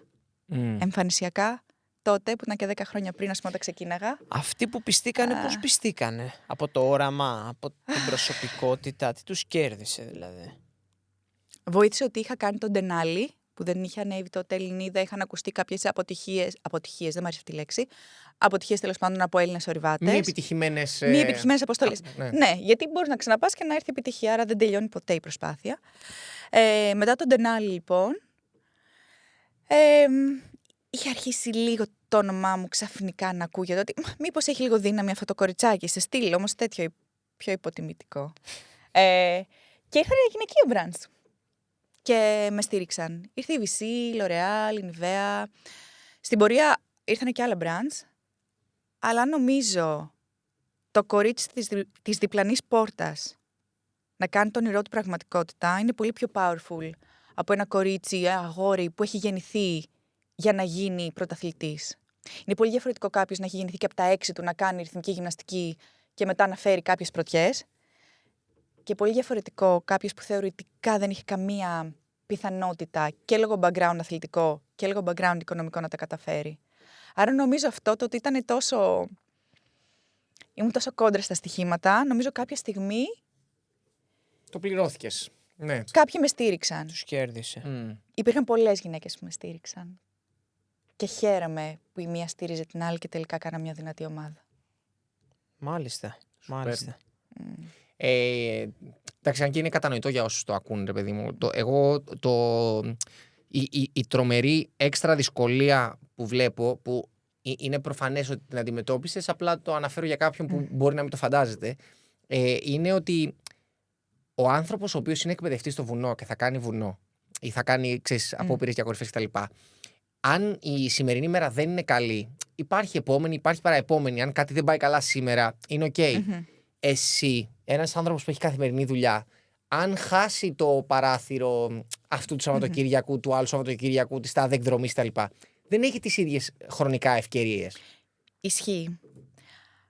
Αυτό που με βοήθησε ήταν το γεγονός ότι έλεγα και λέω ότι δεν είμαι επαγγελματίας ορειβάτης, δεν είμαι επαγγελματίας αθλητής. Έδινα στον εαυτό μου και το δικαίωμα να κάνει πίσω σε έναν κακό καιρό. Έδινα το δικαίωμα στον εαυτό μου να πει σήμερα είμαι κουρασμένη. Πώς το έδινες? Ή να φέρω μια αποτυχία. Τι εννοώ, ρε παιδί μου? Τι να σου πω? Σκεφτείτε τον πιο δυνατό ορειβάτη του κόσμου να πάει να ανέβει στο Μύτικα και να μην τα καταφέρει. Όλοι θα πούνε, αυτός δεν τα κατάφερε. Εγώ, από τη στιγμή που πίστευε ο κύκλος μου, ακόμα και εγώ, ότι δεν έχω πιθανότητες να τα καταφέρω, όταν ερχόταν μια όχι επιτυχία, δεν με ένοιαζε. Υπάρχουν πάρα πολλοί αθλητές που μπορεί να έχουν συμβόλαια να σηκώσουν μια σημαία στην κορφή και να ξέρουν ότι δεν τα καταφέρουν, θα χάσουν κάποια χρήματα. Γιατί είναι η δουλειά τους η ορειβασία. Εγώ ευτυχώς είχα τη δουλειά μου, ζούσα και η ορειβασία ήταν το όνειρό μου, η ψυχή μου, ο στόχος μου ήταν κάτι άλλο. Άρα μπορούσα να αποσυνδέομαι και να συνδέομαι ώστε να ξέρω ότι είμαι safe. Νομίζω ότι αυτό με έσωσε, γιατί από θέμα χρόνων θα έπρεπε να είμαι πολύ πιο αγχωμένη. Δηλαδή στον κακό καιρό να την κάνω την προσπάθεια. Δεν την έκανα. Ειδικά τώρα, και όσο περνάνε τα χρόνια, η ορειβασία θα γίνεται ακόμα πιο εύκολη, παιδιά. Γιατί η τεχνολογία μεγαλώνει. Βοηθάει, σκεφτείτε πριν 50 χρόνια, όταν θέλαν να ανέβουν στο Everest, ας πούμε, τι δελτίο καιρού θα είχαν. Και σκεφτείτε τι δελτία καιρού, τι forecast έχουμε τώρα. Σκεφτείτε παλιά ότι το μπουφάν, ας πούμε, των πρώτων ορειβατών που ανέβηκαν στο Everest, είχε κουμπιά. Άρα όταν φύσαγε από εδώ θα κρυώνανε. Σκεφτείτε τώρα τον εξοπλισμό μας, πόσο ελαφρύς είναι, πόσο ζεστός είναι. Ναι, όλα γίνονται πιο εύκολα. Όλα γίνονται πιο εύκολα. Ναι. Και φαρμακευτικά θα είναι τα πράγματα πιο εύκολα για το αν χρειάζεσαι κάτι. Πάντα, σε πολλά επίπεδα. Και υπάρχει γνώση. Ναι. Υπήρχαν σημεία που πέρασα και νόμιζα ότι τα έχω ξανασκαρφαλώσει και δεν είχα βρεθεί ποτέ ξανά εκεί. Υπάρχει γνώση, υπάρχει εικόνα, υπάρχουν τα social. Δηλαδή, λέμε social media πόσα κακά πράγματα έχουν, η τεχνολογία, η επιστήμη πόσα πράγματα μπορούν να μας φέρουν που δεν είναι καλά στην καθημερινότητά μας. Τι θα γινόταν όμως αν όλοι τα χρησιμοποιούσαμε επικοδομητικά. Για visualization κατά κάποιο τρόπο. Δηλαδή, τουλάχιστον σε σένα έτσι λειτουργήσε. Λοιπόν, πάμε Νότιο Πόλο. Ναι. Το οποίο ήταν σφίνα σε μια κορυφή. Σφίνα δεν ήταν το Λότσε για το Everest που πήγε εξαιρετικά. Λέω δεν γίνεται να πάω στην Ανταρκτική, ένα τόσο ακριβό ταξίδι, τόσο μακριά, και να μην πάω στο Νότιο Πόλο. Γενικά από παιδί, όταν είχα την υδρόγειο-σφαίρα μπροστά μου, με εξήταρε το να πάω ακριβώς εκεί που περνάει ο πόλος. Πώς είναι εκεί? Ήξερα ότι ήταν κάποιοι επιστήμονες, αλλά που μέναν. Τι ήταν? Επομένως, όταν έφτασα, ήταν σαν ένα παιδικό όνειρο να γίνεται πραγματικότητα. Ήταν πάρα πολύ γλυκό. Από πού φτάνεις? Από Νότια Αφρική ή από αλλού? Όχι. Πας στη Λατινική Αμερική, κατεβαίνεις κάτω-κάτω-κάτω. Okay, και μετά αεροπλάνο πας Ανταρκτική. Είναι ένα κάμπ εκεί που είναι συνήθως φωτογράφοι, επιστήμονες, ορειβάτες. Και από εκεί ξεκινάει ο καθένας την αποστολή του, το τι έχει να κάνει. Και από εκεί που είναι το αεροδρόμιο, να το πω έτσι, μέχρι το Νότιο Πόλο. Αεροδρόμιο, μη φανταστείς. Ναι. Χιόνι, δεν είχε κάτι. Ναι. Απλά προσγειώνεται ένα αεροπλάνο. Ναι. Με χιονοπέδιλα. Μέχρι το Νότιο Πόλο, τι απόσταση, τι διάρκεια είναι? Από εκείνο το κάμπ με πήρε ένα μικρό αεροπλανάκι και με άφησε στη μέση του πουθενά. Θα σας δείξω βιντεάκι πραγματικά μέση πουθενά και μου πήρε περίπου 10 μέρες μέχρι να φτάσει στο Νότιο Πόλο. Κάτι λιγότερο από 10 μέρες, 9-10. Πεζοπορία. Ναι, σκέψου. Σκέψου. Μία έρημο από χιόνι. Να μην μπορείς να προσανατολιστείς που είναι ο βορράς, που είναι ο νότος. Είναι όλα ολόιδια, άσπρα και είναι όλα ολόιδια, άσπρα και αλλάζει λίγο καθώς φυσάει κτλ. Ναι. Δεν βλέπεις βουνό, είναι πολύ flat. Ναι. Αν δεν βλέπεις την πυξίδα, δεν ξέρεις που μπορείς να πας. Χάνεσαι αν δεν έχεις πυξίδα μαζί σου. Δεν μπορείς να γνωρίσεις. Δεν υπάρχουν όρια, δεν υπάρχουν δρόμοι, δεν υπάρχει κάτι. Ακριβώς, δεν υπάρχει τίποτα. Φοράς τα ορειβατικά σου σκι. Κεφάλι κάτω. Προχωράς. Έχει έλκυθρο, σκυλιά και τέτοια. Έχεις έλκυθρο, σκυλιά. Έχεις έλκυθρο και μέση. Έχεις έλκυθρο και σένα. Που το κουβαλάς. Φαντάζομαι δεν έχει τροφή, γι' αυτό δεν έχει σκυλιά. Γενικά δεν έχει ζωή, γιατί δεν έχει τίποτα εκεί πέρα. Όχι, όσο πιο κοντά είσαι στο Νότιο Πόλο. Σκυλιά της αποστολής, όχι σκυλιά δέσποτα. Όχι. Εντάξει, τα οποία θα τα ταΐσεις, εσύ θα κουβάλεις και το φαγητό. Όλοι έτσι πάνε. Χιλιάδες στο πάνε. Στο Νότιο Πόλο κανένας. Όχι κανένας, μην είμαι υπερβολική. Στο Νότιο Πόλο συνηθίζεται για κάποιο λόγο να είναι πιο αυτόνομοι οι ερευνητές, ορειβάτες, πώς να τους πω. Δεν έχουν Στο πάντως Βόρειο Πόλο, επειδή είναι και πιο κοντά κατοικημένες περιοχές, Ναι. είναι πολύ πιο διαδεδομένα. Τα ζώα. Okay. Τώρα δεν ξέρω αν θα το έκανα, δεν θέλω να λέω μεγάλα λόγια, αλλά θα μου φαίνονταν πολύ, πολύ περίεργο να έχω κάτι σκυλάκια καημένα να με τραβάνε και να τραβάνε τα πράγματά μου. Ναι. Θέλω όχι, να βασανιστώ, θέλω να φτάσω εκεί. Σούπερ. Βρες τη δύναμη να τραβήξεις τα πράγματά σου. Και πόσο ήταν η αποστολή, ήταν μεγάλη σε άτομα ή σε... Ήμασταν 11 άτομα Μμ. από όλο τον κόσμο. Απλά σταματάγαμε συγκεκριμένες ώρες και στείναμε το κάμπ μας, στείναμε τις σκηνές μας, μαγειρεύαμε. Δεν είχε κάτι για να πει σταματάω εδώ. Ναι. Το καλύτερο. Θεωρώ ότι είμαι πολύ τυχερός άνθρωπος στη ζωή μου. Παίζει ρόλο και η εργατικότητα, αλλά παίζει ρόλο και η τύχη. Είχα λοιπόν εγώ το διαβατήριό μου στην εσωτερική τσέπη στο μπουφάν μου στη βέστα μου. Βγάλε την κάμερα να βγάλω και εκεί πλέον είχα πάρει αέρα, έβγαζα τα πλάνα μου και τέτοια. Σελφάτι Ναι. μόνιμο. Κάποια στιγμή έπεσε το διαβατήριό μου στη μέση του πουθενά και δεν το κατάλαβα. 30 χιλιόμετρα μακριά από τον Νότιο Πόλο. Φτάνω Νότιο Πόλο να ψάχνω να βρω το διαβατήριό μου πουθενά. Όπως σας είπα, δεν υπάρχουν σημάδια. Πώς θα το βρεις? Τέλος πάντων, επειδή μίλησα με όλο τον κόσμο που έμενε στο Νότιο Πόλο, τους επιστήμονες, τους ανθρώπους στο κάμπ, γιατί απλά ήθελα να πάρω πληροφορίες, ήθελα να το ζήσω, όχι για κάποιο λόγο, μαθαίθηκε ότι είχα χάσει το διαβατήριό μου και μετά από 4-5 μέρες ήμουνα στο Βίνσον, είχα φύγει από εκεί τελείως, ανέβαινα κορφή, ακούγεται ο ασύρματος και μου μιλάνε και μου λένε ότι έχουν βρει το διαβατήριό μου. Δεν είμαστε καλά. Και λέω, γιατί όταν ο άνθρωπος είναι θετικός, τον βοηθάνε και οι άλλοι. Είχα πάει, εκεί ήταν ένας Καναδός και του έλεγα ότι έχω χάσει το διαβατήριό μου, δεν ξέρω πώς θα γυρίσω, δεν υπάρχει πρεσβεία εδώ. Η ομάδα μου ήδη είχε ξεκινήσει να μιλάει με την πρεσβεία όταν θα γύρναγα στην ενδιάμεση στάση για να βρω τι θα κάνω κτλ. Και αυτός είχε snowmobile, του είπα ότι ήμουνα περίπου 30 χιλιόμετρα μακριά από τον Νότιο Πόλο, αλλά είναι κύκλος. Βέβαια. Δηλαδή, Όχι ψήλο στα άχυρα, μιλάμε τώρα 30 διαβατήρια. χιλιόμετρα ακτίνα, εντάξει. παιδιά, το ταξική τώρα, βρήκε. έλεος. Το βρήκε, μου το έφερε. Γι' αυτό σας λέω, είναι και η τύχη. Όταν έχεις θετική ενέργεια, σου τη δίνει πίσω το σύμπαν. Άρα ναι, αυτή την ιστορία μου αρέσει να τη λέω πολύ από το Νότιο Πόλο. Στείλε μας λίγο την τύχη, τι θέλω, τη χρειάζομαι. Παρ' όλα αυτά, θα πω ένα μεγάλο μπράβο στους επιστήμονες, στους φυσικούς, στους άνθρωπους που μένουν στο Νότιο Πόλο, που μπορούν να μείνουν 6 μήνες εκεί, που 6 μήνες να μην σβήσει ποτέ η θέρμανση, γιατί πολύ απλά δεν θα μπορέσει ποτέ να ξεζεσταθεί, που μπορεί να μην δουν τίποτα απλά από ένα άσπρο τοπίο. Πραγματικά είμαστε πάρα πολύ τυχεροί που μένουν άνθρωποι εκεί μέχρι 6 μήνες για να έχουμε εμείς όλη αυτή την επιστήμη και την τεχνολογία που έχουμε στην καθημερινότητά μας. Άρα τους θαύμασα σε όσους μίλησα, τέλος πάντων, και κατάφερα να μιλήσω. Μικρή χαζή εντός εισαγωγικών ερώτηση. Πώς είναι ο ήλιος στο Νότιο Πόλο? Θέλω να πω, είναι την εποχή που πήγες. Ήταν 10 ώρες μέρα, ξέρω εγώ, 20 ώρες μέρα. Ήτανε συνέχεια μέρα. Okay. Εγώ πήγα τον δικό μας χειμώνα, άρα είναι το δικό τους καλοκαίρι θεωρητικά. Δεν μπορούσαμε να καταλάβουμε τι ώρα είναι. Γι' αυτό σας είπα, αν δεν έβλεπα πηξίδα ρολόι, δεν μπορούσα να συντονιστώ. Και ο ήλιος έκανε ένα πολύ μικρό ημικύκλιο σχεδόν κάθετα από το κεφάλι μας πάνω. Άρα δεν ποτέ δεν είχε σκοτάδι. Όχι, δεν είχε ποτέ σκοτάδι. Δηλαδή, τις πρώτες μέρες μέχρι να το συνηθίσω, έβαζα ένα μπαφ στα μάτια μου για να μην βλέπω πολύ το φως, θα κοιμόμουν. Και μου είχε φύγει το μαντίλι κάποια στιγμή και βλέπω φως και λέω, Θεέ μου, έχει μεσημεριάσει και είμαι ακόμα εδώ. Ναι. Και ήταν 2 ώρα το βράδυ, ας πούμε. Παθαίνεις ένα mini σοκ μέχρι να συνηθίσεις. Μα το συνηθίζεις, δεν είναι κάτι. Και το κρύο φαντάζομαι δεν είναι και εύκολο πράγμα. Το συνηθίζεις. Δεν ξέρω το καλοκαίρι. Θες 3-4 μέρες. Σημαίνει, αλλά... Μέχρι -43 τους πετύχαμε. Καλοκαιράκι. Θυμάμαι κατεβαίνω από το αεροπλάνο στην Ανταρκτική και πάω να βγάλω μια selfie με το αεροπλάνο. Το αεροπλάνο ήταν ένα ρώσικο παλιό αεροπλάνο. Ήξερα ότι θα θέλει να το δει ο αδελφός μου, ο άντρας μου. Να βγάλω μια φωτογραφία με το αεροπλάνο. Πάω μπροστά, βγάζω κινητό και χαμογελάω και νομίζω ότι το χαμόγελο δεν μπόρεσε ποτέ να ξαναγυρίσει. Απλά πάγωσε. Άρα οι πρώτες 3 μέρες για μένα ήταν πολύ δύσκολες. Μετά συνηθίζει το σώμα σου. Δηλαδή, κάποια στιγμή θυμάμαι, μίλησα με τον μπαμπά μου με το δορυφορικό τηλέφωνο και μου λέει τι καιρό έχει. Λέω, μπαμπά, τι ερώτηση, ξέρεις. είναι ψιλοκαίει. Ναι, είναι ψιλοκαίει. Του λέω, 25 έχουμε, έχει και ήλιο. Κλείνουμε το τηλέφωνο, κοιτάω το θερμόμετρο και είχε κάτι -10, -15. Ναι. Και λέω, οκ, το -15 είναι ζέστη. Ναι, εκείνη τη στιγμή το νιώθα ζέστη.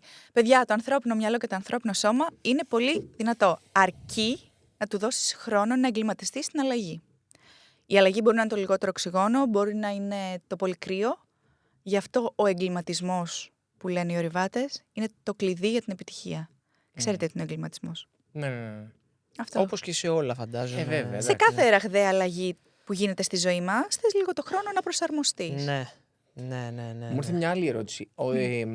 Σκεφτόμουν όλες αυτές τις συνθήκες και τα λοιπά και θέλω να σε ρωτήσω αν χρειάζεται κάποιος στο επίπεδο της προετοιμασίας ή και εσείς κατά τη διάρκεια όλων αυτών των αποστολών να παίρνετε συγκεκριμένα συμπληρώματα τα οποία βοηθάνε κλασικά σε αυτές τις περιπτώσεις. Μου ήρθε απλά η βιταμίνη D εμένα τώρα επειδή είπες για όλη αυτή τη διαδικασία. Μπορεί να ήταν η βιταμίνη E, ας πούμε, γιατί δεν μπορούμε να φάμε, δεν ξέρω, κάτι, whatever. Μπρόκολο. Υπάρχει. Ή μπορεί με 12 επειδή δεν τρώνε κρέας, δεν μπορούν να φάνε κρέας επειδή δεν το βρίσκουν εκεί πέρα για να το ψήσουν. Δεν ξέρω. Είναι ο καθένας πώς το διαχειρίζεται με τους ανθρώπους που τον φροντίζουν. Εγώ πριν από κάθε ορειβατική αποστολή θα πάρω 10 μέρες σίδηρο. Έχω χαμηλό σίδηρο γενικά σαν άνθρωπος, άρα ήξερα ότι πρέπει να μπουστάρω τον εαυτό μου πριν πάω εκεί. Άρα αυτό ήταν κάτι στάνταρ που έκανα. Αλλιώς μετά, όχι, δεν έπαιρνα συμπληρώματα γιατί με ενοχλούν, δεν ξέρω, τζελάκια που χρησιμοποιεί πάρα πολλοί κόσμος και στο δρόμο και στο τρίαθλο και παντού. Καλά, εμένα full, με τζελάκια ζούμε σχεδόν. Εμένα δεν μου ταιριάζουν. Στις πρώτες ορειβατικές αποστολές είχα, αλλά επειδή το στομάχι σου με το λιγότερο οξυγόνο είναι ήδη χάλια. Δεν είναι καλή περίπτωση το τζελάκι. Είναι γρήγορος υδατάνθρακας. Δεν θα Ναι, βόλευε αν ποτέ. κοντεύεις να πεθάνεις και θες ένα boost, σου έρχεται λίγο κάτι το τζελάκι, κάτι θα δώσει. Ναι. Στον πρώτο καιρό χρησιμοποιούσα πολλά, μέχρι να μάθω το σώμα μου. Τον τελευταίο καιρό δεν χρησιμοποιούσα τίποτα. Ήμουνα με σταφίδες, με χαλβαδάκια. Θα ρώταγα τι τρως. Τι τρως στα 10 μέρες στους -20, ας πούμε, μέχρι να ανέβεις στα βουνά εκεί πέρα. Παγωμένο ανανά, παγωμένο σαλαμάκι, παγωμένες σταφίδες. Είναι πολύ ωραίο, σαν γρανίτα. Ναι. Αυτά είναι τα snacks, εντάξει, μην κοροϊδεύω. Αυτά είναι τα snacks που όντως ξέρεις ότι τα τρως παγωμένα. Δηλαδή τρως σαλάμι μπύρας, ας πούμε, Ναι. και δεν ευχαριστιέσαι. Παρ' όλα αυτά, επειδή έχεις αυτές τις θερμοκρασίες, μπορείς να έχεις πολύ άνετα Παγωτό. έτοιμα κατεψυγμένα μπιφτέκια. Τα οποία τα βάζεις πάνω στο γκαζάκι ένα λεπτό και γίνονται κανονικά. Άρα είχαμε και τέτοια φαγητά όσο ήμασταν χαμηλά σε υψόμετρο. Όσο ανεβαίνεις σε υψόμετρο, η δύναμή σου σε αφήνει. Ναι. Άρα πρέπει να αφήσεις και βάρος πίσω. Δεν μπορείς να έχεις μπιφτεκάκια και ριζάκι και δεν ξέρω και εγώ τι να τρως. Ναι. Άρα καταλήγουμε τις τελευταίες μέρες όταν είμαστε ψηλά να τρώμε αφυδατωμένες τροφές. Νομίζω και οι φαντάροι και οι στρατιώτες σε κάποιες ασκήσεις τρώνε τέτοια. Αφυδατωμένη τροφή, σακουλάκι. Εμείς δεν ξέρουμε. Πέτυχες. Δεν Δεν ξέρω. ξέρουμε και οι δύο, αλλά ναι. Βράζεις χιόνι, Ναι. βάζεις το βραστό νερό Α, μέσα, αχα. το κουνάς λιγάκι και γίνεται σαν κανονικό φαΐ με πολλές θερμίδες. Γιατί λέω με πολλές θερμίδες? Γιατί μια κλασική μέρα, ας πούμε, σε υψόμετρο, σε ένα ψηλό βουνό με κρύο, μπορεί να χαλάσει 7.000 θερμίδες. Που εδώ πίσω στην Αθήνα να χαλάω 1.500. Άρα καταλαβαίνεις τι τροφή πρέπει να πάρω, ώστε όταν γυρίσω πίσω να μην είμαι αποστεωμένη. Πάντα γυρνάω αποστεωμένη. Δηλαδή θέλω να πάρω κάποια κιλάκια με το που γυρίζω, αλλά πρέπει να τρώμε καλά και πολύ. Πολλές Είδες που θερμίδες. ήθελες να χάσεις μερικά κιλά. Θα φύγω να πάω εκεί. Σου βρήκαμε την Πάμε ένα λύση. base camp. Κιλά χάνεις και πολλούς μυς όμως. Δεν το Βέβαια. θέλω. Μην πας. Σε καλά. Μην πας, κάτσε εδώ που Χάνεις είσαι. πολλούς μυς δυστυχώς. Γιατί αφυδατωμένες τροφές και δώσουμε ένα παράδειγμα και Για να όχι μην ξέρω, έχουν βάρος. ξηρούς καρπούς. Αυτό πήγα να πω. Και ξηρούς καρπούς θα φάμε, αλλά πόσους ξηρούς καρπούς? Δεν θες να φας κάτι να μοιάζει με κοτόπουλο, να μοιάζει με μακαρόνι. Τι ήταν τζέρκι, τι τρώγατε, ας πούμε, Και αφυδατωμένο. τζέρκι, αλλά μπορεί να ήταν, ας πούμε, μακαρόνια με κιμά αφυδατωμένο. Σκέψου. Πώς Και γίνεται αυτό? Πώς μοιάζει? Θες να δεις μια φωτογραφία βασικά? Όχι, δεν ξέρω, έχεις ξαναδεί κάτι? Όχι. Δεν έχετε δει τα noodles που πουλάνε στο σούπερ Μπράβο, μάρκετ, τα noodles. Τέλεια. που χρειάζεται να βάλεις νερό και γίνεται Ναι, σαν ναι, σούπα ναι. noodles. Ναι. Αυτό, that's the case. Κάπως έτσι. Ωραία. Λίγο πιο εξειδικευμένο για ορειβάδες, με περισσότερες θερμίδες κτλ. Αλλά αυτό είναι το case. Δηλαδή, αντίστοιχα σακουλάκια. Με κάλυψε. Μάλιστα. Πολύ ενδιαφέρον. Άρα στο Νότιο Πόλο αυτό ήταν που έγινε πρακτικά. Έπρεπε να κάνεις όλη αυτή τη διαδρομή, ρε παιδί μου, για να πας. Η κορυφή θα ήταν μετά. Την κορυφή την έκανα μετά. Οκ. Άρα ήταν ψιλοταξιδάκι σφίνα, δηλαδή λες πάμε, το κάνουμε, γυρνάμε με τα σκι. Το Χάνουμε το διαβατήριο ενδιάμεσα. Το θεώρησα αμαρτία από το Θεό να πάω στην Αντακτική και να μην καταφέρω να φτάσω στο Νότιο Πόλο. Ήταν διασκέδαση. Διασκέδαση θα το πω. Ορειβατικά δεν ήθελε κάποια skills ορειβατικά. Έπρεπε να ξέρεις τα πολύ basic του ορειβατικού σκι. Είχα πάει στις Άλπεις με ένα φίλο μου μια εβδομάδα. Έφαγα όλες τις τούμπες της ζωής μου για να μάθω κάποια πράγματα basic. Δεν κάνω σκι, κάνω πολύ basic. Σκι εννοείς. Για να μπορώ να είμαι άνετη, να μην σκέφτομαι το βήμα, ας πούμε. Ευτυχώς ήταν πολύ εύκολα. Δηλαδή δεν είχε ανηφόρες κατηφόρες, άρα να σκέφτεσαι πώς θα κάνεις την κατάβαση κτλ. Ήταν flat. Και πήγα εκεί με μόνο σκοπό να εξερευνήσω ένα κομμάτι του πλανήτη που ήξερα ποτέ στη ζωή μου δεν θα ξαναβρεθώ εκεί. Ναι. Παρ' όλα αυτά, επειδή κουβαλάς πάρα πολύ βάρος, οι θερμοκρασίες είναι πάρα πολύ χαμηλές, ο αέρας δεν σταματάει πουθενά, υπήρχαν δυνατοί ορειβάτες που τελικά δεν τους βγήκε. Δηλαδή, μία φίλη μου που ήταν στο Everest όταν ήμουνα κι εγώ, έχασε ένα δάχτυλό της και σταμάτησε την αποστολή εκεί. Από στο Νότιο Πόλο. κρυοπαγήματα δηλαδή. Στο Νότιο Πόλο το έχασε το δάχτυλο. Το δρόμο προς τον Νότιο Πόλο. Που θεωρητικά λες γιατί να συμβεί εκεί. Ναι. Γιατί το μυαλό κάποιες φορές θέλει τόσο πολύ να φτάσει κάπου που δεν κοιτάει τα basics. Δηλαδή, ένας από τους κανόνες μου που σας είπα ήταν κάθε βράδυ τέλος πάντων, όταν έμπαινα στη σκηνή, κοίταγα να δω ότι δεν πονάω πουθενά. Ότι δεν έχω αρχή κρυοπαγήματος πουθενά. Ότι είμαι δυνατή. Και έλεγα, μπράβο, Χριστίνα, το έχουμε. Άλλη μια μερούλα. Δηλαδή, το πήγαινα μέρα-μέρα κυριολεκτικά. Αν κάποια μέρα έβλεπα ότι έχω κρυοπάγημα στο δάχτυλό μου και αν συνεχίσω μπορεί να το χάσω, θα σταμάταγα. Ναι. Ή θα έκανα κάτι για να το βελτιώσω. Δηλαδή, το πιο μικρό προβληματάκι που μπορεί να έχεις, σε χτυπάει το κορδόνι στο σάκο. Σκέψου το επί 14 ώρες το κορδόνι εδώ, δεν θα σου κάνει πληγή.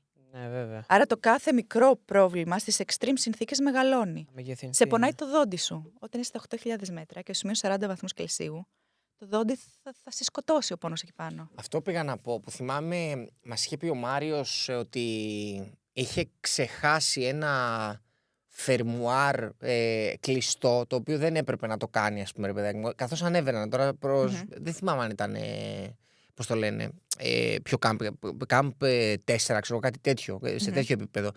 Και του κόλλησε το φερμουάρ από τον πάγο και δεν μπορούσε να το ανοίξει και ήταν κολλημένος και δεν μπορούσε, νομίζω, να βγάλει ή το κινητό ή κάτι που είχε μέσα στο μπουφάν, ρε παιδί μου. Και δεν υπήρχε τρόπος να το ανοίξει. Δηλαδή κάτι μικρές, ακραίες λεπτομέρειες. Να έχεις το φαγητό σου σε μια τσέπη που δεν μπορείς να ανοίξεις. Σωστά. Εκεί λοιπόν ήταν η πρόβα που σας είπα ότι χρειαζόμουν. Άρα να ξέρω ακριβώς και το φαγητό, το που ήταν στη μέρα κορυφής του Everest, ήταν πλαναρισμένο. Σε ποια τσέπη έχω σταφίδες, σε ποια τσέπη έχω το χαλβά, που έχω το νερό. Ανά μία ώρα έτρωγα μία μπουκιά, και ας μην πεινάω, γιατί έπρεπε να κρατήσω την ενέργειά μου σωστά. Ψηλά, σε ένα επίπεδο. Σωστά. Δεν είχα καθόλου συσκευασίες, δηλαδή μπορεί να τρώγα μία μπάρα ή λίγο χαλβά που σας είπα. Δεν άνοιγα με τα γάντια εκείνη τη στιγμή. Φανταστείτε να βγάλω τα γάντια, θα χάσω το χέρι μου. Άρα τα είχα βγάλει όλα από τις συσκευασίες τους. Τα είχα βάλει σε zip. Τα είχα διπλωμένο, όχι κλειστό το zip, γιατί ούτε αυτό θα μπορούσα να το ανοίξω. Διπλωμένο στις τσέπες. Άρα ήταν όλα μηχανικά. Πέρασε μια ώρα, βγαίνει η μπουκιά, συνεχίζω. Εμένα αυτό που μου φαίνεται πραγματικά αδύνατο, δεν ξέρω, βοήθησε με να μου το κάνεις λίγο πιο ανθρώπινο, γιατί μπορεί να το έχω λίγο δυσκολέψει στο μυαλό μου. Τέλος πάντων. Είναι το τι συμβαίνει και πώς λειτουργείς όταν είσαι πραγματικά άρρωστος, όταν είσαι σε φάση τύπου έχω ίωση, ρε παιδί μου. Που εδώ καλά είμαστε στο σπίτι και έχεις ένα μπυρετό, ξέρω εγώ, ρε παιδί μου, 38 και 38,5 και νομίζεις τώρα ότι έχει έρθει το τέλος του κόσμου, στιγμιαία έστω, για εκείνες τις ώρες. Τι γίνεται όταν έχεις ότι αδερφέ, σήκω, έχουμε 2 ώρες περπάτημα τώρα, δεν γίνεται, ας πούμε. Κοίτα, πρέπει να μπορείς να πάρεις το off σου και να μην πας πουθενά. Να μπορείς να πάρεις το off. Ναι, να πεις, είμαι άρρωστη, πρέπει να κάτσω. Γιατί ξέρεις ότι αν συνεχίσεις, μπορεί να χάσεις τη ζωή σου. Τώρα, ανάλογα το πόσο άρρωστος είσαι και το πόσο δεν νιώθεις καλά. Σου έδωσα 2 παραδείγματα και με το Λότσε, που θεωρητικά ήμουν άρρωστη και όταν άρχισα να ανεβαίνω, σταμάτησε και ο βήχας, σταμάτησαν όλα και ήμουν focus. Με τη μέρα κορφή στο Everest, που είχα περίοδο, πόναγα, αλλά όσο έκανα την προσπάθεια για την κορφή δεν ένιωσα τίποτα. Με το που έφτασα στη σκηνή, τα ένιωσα όλα μαζί βέβαια. Άρα είναι πάρα πολύ στο μυαλό. Το δύσκολο εκεί πέρα, εκεί ψηλά, είναι πώς θα διαχειριστείς το εμπόδιο. Το πότε θα αποφασίσεις να πας πίσω. Δηλαδή, μέρα κορφής Everest θα ανεβαίνω. Βράδυ. Και ένιωθα να πνίγομαι. Κάνω έτσι να βγάλω τη μάσκα και ένιωθα ότι αναπνέω καλύτερα. Άρα καταλαβαίνω ότι κάτι συμβαίνει στο συμπληρωματικό οξυγόνο που έχω. Το λέω στον οδηγό μου, στο σέρπα μου, γιατί τη μέρα κορφής είμαστε ζευγάρια, σέρπα οδηγός. Δυστυχώς είχα κάνει μια κακή επιλογή για να μην χαλάσει πολλά χρήματα, γιατί δεν είχα πολλά χρήματα, και δεν μίλαγε αγγλικά ο σέρπα μου, δεν μίλαγε καλά αγγλικά. Άρα του έλεγα εγώ ότι δεν μπορώ να αναπνεύσω και πήγαινε να μου ανοίγει από πίσω, ενώ είχε παγώσει μάσκα. Δεν είχα δεύτερη μάσκα οξυγόνου μαζί μου. Αυτό ήταν τέλος της αποστολής. Μη εγκληματισμένη χωρίς οξυγόνο, δεν μπορούσα να συνεχίσω εκεί. Θα μπορούσα να τα παρατήσω, σωστά. Θα έπρεπε να τα παρατήσω. Κινήθηκε γρήγορα το μυαλό μου, δέθηκα στο σκηνή για να μην κουράζομαι. Έβλεπα φακούς πίσω, ήμουν η πρώτη εκείνη τη στιγμή από την ομάδα. Και λέω, αφού υπάρχουν φακοί πίσω, υπάρχουν ορειβάτες που έρχονται. Θα τους ρωτήσω όλους. Ένας. Ξέρει τι να κάνω, ναι. Όχι, ένας θα έχει δεύτερη μάσκα. Okay. Ο τρίτος στη σειρά, ένας Κινέζος που είχε ξανανέβει στο Everest πριν 10 χρόνια, είχε δεύτερη μάσκα. Χαμογελάω, γιατί μου την έδωσε με τόση χαρά. Και με το που μου έδωσε τη μάσκα οξυγόνου του, μου έδωσε το εισιτήριο για την κορφή. Ναι. Θα μπορούσα να είχα γυρίσει και να μην είχα ρωτήσει. Δεν είχα να χάσω τίποτα. Άρα είναι το πόσο γρήγορα θα διαχειριστείς το εμπόδιο και την αίσθηση του πνιγμού ή του προβλήματος. Την ίδια μέρα, στη συνέχεια, όταν άρχισε ελαφρώς να ξημερώνει, είναι η καλύτερη στιγμή αυτή, γιατί αρχίζεις και ζεσταίνεσαι, αρχίζεις και βλέπεις που είσαι, αρχίζεις και νιώθεις ότι φτάνεις στην κορφή, γιατί ξημερώματα έφτασα. Έχασα την όρασή μου από το ένα μάτι. Κλασικό πρόβλημα που παθαίνουν οι ορειβάτες στο υψηλό υψόμετρο σε αυτές τις συνθήκες. Είχα ακούσει άπειρες ιστορίες στο Basecamp για κόσμο που έπαθε το ίδιο και δεν γύρισε ποτέ. Μας το είπε και ο Μάριος για έναν από την αποστολή του. Ότι είχε ακριβώς το ίδιο πρόβλημα. Πολύ. Εκεί ήταν η μόνη στιγμή που είπα τέλος. Τέλος, η αποστολή τελείωσε. Είχαν δίκιο οι δάσκαλοι μου. Είχαν δίκιο ο κύκλος ορειβατικός. Δεν είμαι έτοιμη. Άρχισα να σκέφτομαι, ξέρεις, όλα τα τι δεν έχω κάνει σωστά. Και λέω, οκ, τέλος, ας γυρίσω. Και κάνω αναστροφή να γυρίσω. Και είχε βγει η πρώτη ακτίνα του ήλιου, σας είπα. Και βλέπω τη θέα από τα 8.500 μέτρα. Γιατί ήταν μια θέα μαγική, ήταν μια θάλασσα κορφών. Ένιωθα ότι βλέπω την καμπυλότητα της γης. Δεν ξέρω στην πραγματικότητα αν τη βλέπεις αυτό το υψόμετρο. Εγώ ένιωθα ότι τη βλέπω. Και λέω, πω ρε φίλε, πού βρίσκομαι. Και λέω, οκ. Ίσως η κορφή πλέον έχει βγει από το παιχνίδι. Πόση ώρα είσαι από την κορφή εκείνη την ώρα? Ανάλογα τι δύναμη έχεις. Ναι, Ήμουνα 3 ώρες. Ναι. Οκ. Ήμουνα 3 ώρες. Δεν ήξερα πόσο ήμουν όμως. Γιατί δεν κοίταγα GPS, δεν κοίταγα τίποτα. Με βάρος. Δεν για την ελπίδα. Είναι πολύ, πολύ εύκολη η διαδρομή. Δηλαδή, σε πάει κόψη του βουνού στην κορφή. Δεν έχει να δεις κάτι. Τέλος πάντων, κάνω αναστροφή και γυρίζω πίσω. Κατεβάζω το κεφάλι να γυρίσω πίσω. Και έτσι όπως γυρνάω πίσω, σας είπα ότι είδα τη θέα. Λέω, οκ, δεν παίζει η κορφή για μένα. Πώς θα ήταν όμως, λέω, αν προχωρήσω λίγο ακόμα και δω τη θέα από λίγο πιο ψηλά, με τον ήλιο λίγο πιο πάνω, να είναι μέρα. Γιατί σας λέω, ήταν σκοτάδι και ήταν η πρώτη ακτίνα που σκάγε, δεν είχα δει ήλιο ακόμα. Και κάπως έτσι συνέχισα, με τον κανόνα μου όμως, ότι θα κλείνω μία το ένα μάτι, μία το άλλο, να σιγουρευτώ δηλαδή ότι το άλλο μάτι βλέπει καλά και ότι θα είμαι σίγουρη ότι θα γυρίσω safe πίσω. Γιατί σκέψου να σταματήσει και το άλλο μάτι να βλέπει. Ακριβώς. Μετά δεν βλέπεις. Άρα, έστω και 1% είχα πει, αν θα χάσω από το άλλο μάτι, θα γυρίσω πίσω, έστω και αν είμαι ένα βήμα από την κορφή. Τι σημαίνει χάνω 1%, 5%, 10%? Εγώ ξέρεις, ενώ πώς θα το καταλάβαινες ότι το χάνεις από το άλλο μάτι? Εγώ άρχισα να βλέπω θαμπά. Έβλεπα χρώματα, αλλά δεν μπορούσα να καταλάβω που αρχίζει και που τελειώνει ένα αντικείμενο. Δηλαδή, καθώς πήγαινα να βάλω το ζουμάρ μου, το εργαλείο μου πάνω στο σκηνή, σαν να ήθελα δεύτερη φορά να το κάνω. Εκεί αντιλήφθηκα.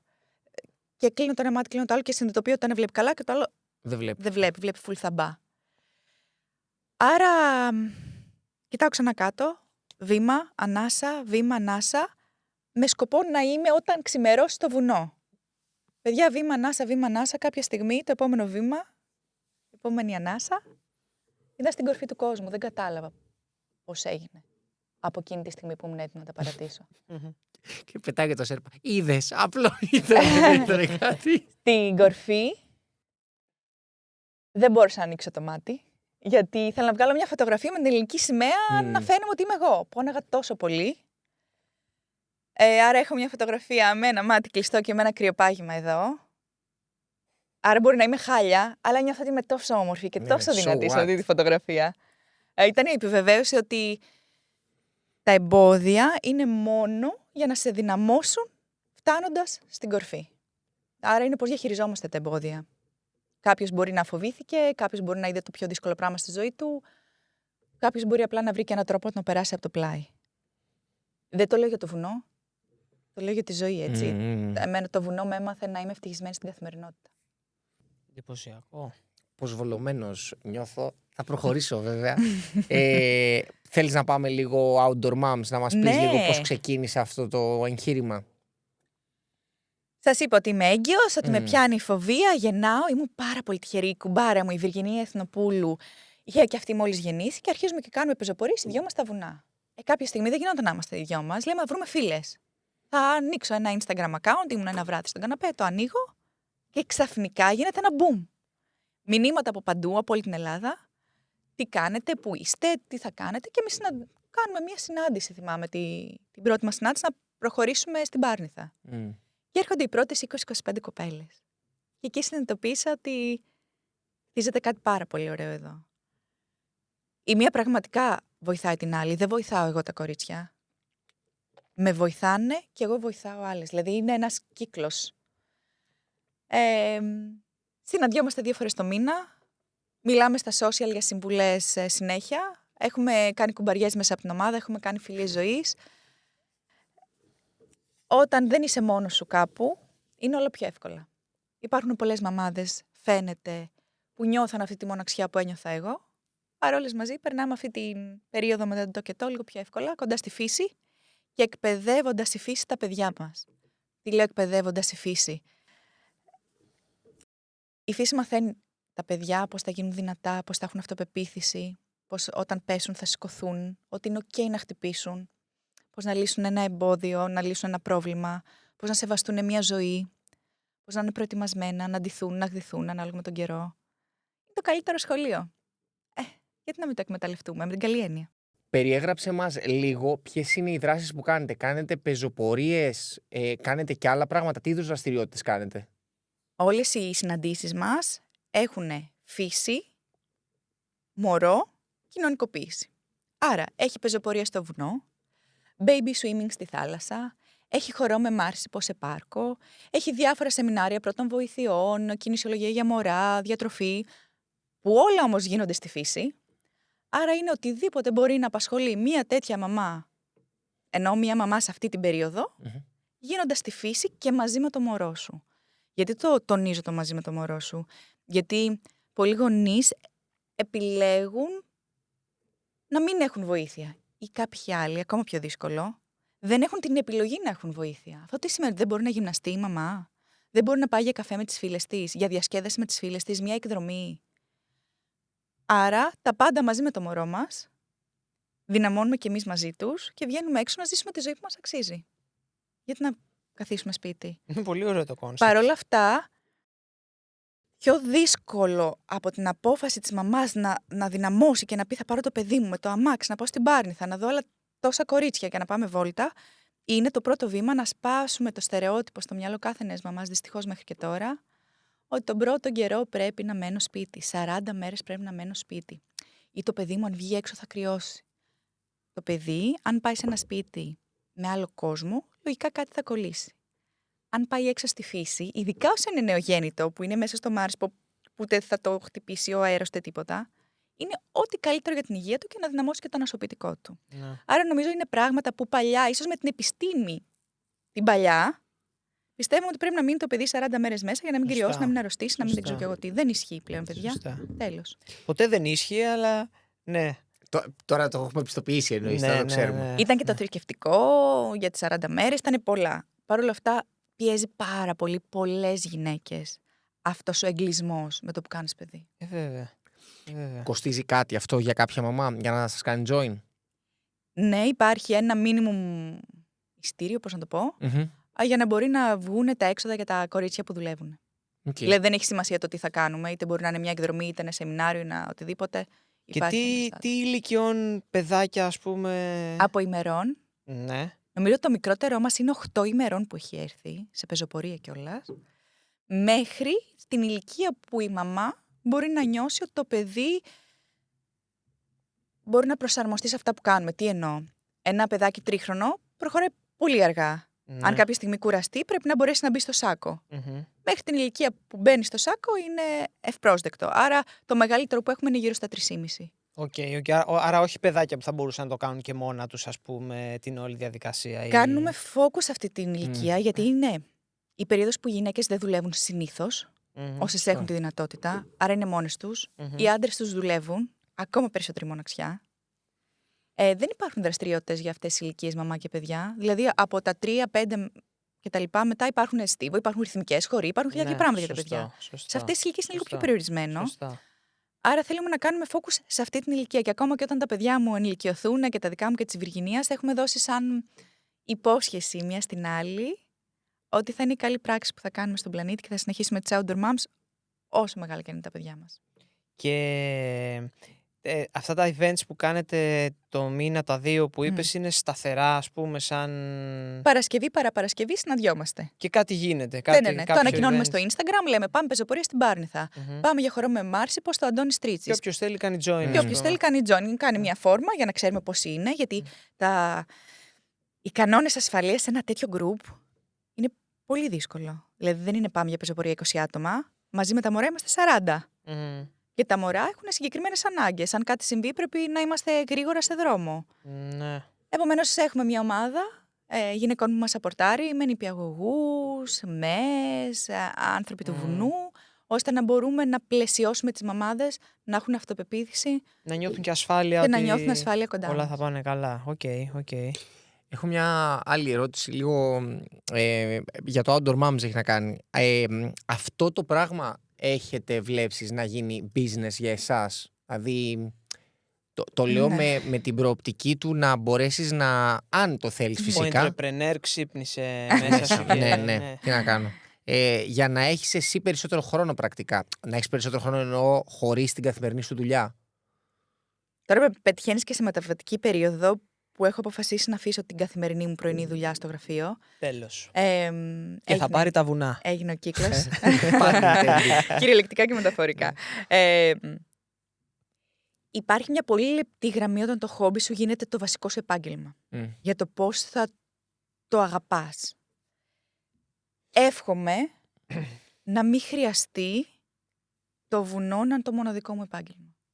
Γιατί θέλω όταν πηγαίνω στο βουνό να γουστάρω 100% και να μην πηγαίνω μία εκδρομή γιατί πρέπει να βγάλω χρήματα να ταΐσω τα παιδιά μου.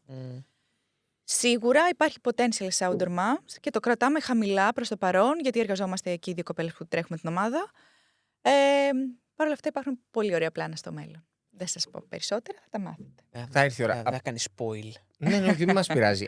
Πάντως εγώ το μόνο που θα ρώταγα έξτρα και κλείνω με αυτόν τον κύκλο εδώ είναι αν αυτό είναι το όχημα, να το πω έτσι, που θα σε πάει, που θα σε φέρει εκτός δουλειάς, να το πω, εκτός καθημερινής δουλειάς, ή έχεις άλλα πιο προσωπικά πράγματα? Είμαι motivational speaker, κάνω ομιλίες σε μεγάλες εταιρείες, τρέχω σεμινάρια μαζί με άλλους ειδικούς στο χώρο, μιλάμε για πώς θα βάλεις το μυαλό σου να κάνει το extra mile, πώς θα δουλέψεις σε ομάδα, πώς περνάς τα εμπόδια, άρα όλα αυτά, άρα αυτή είναι η βασική μου δουλειά. Okay.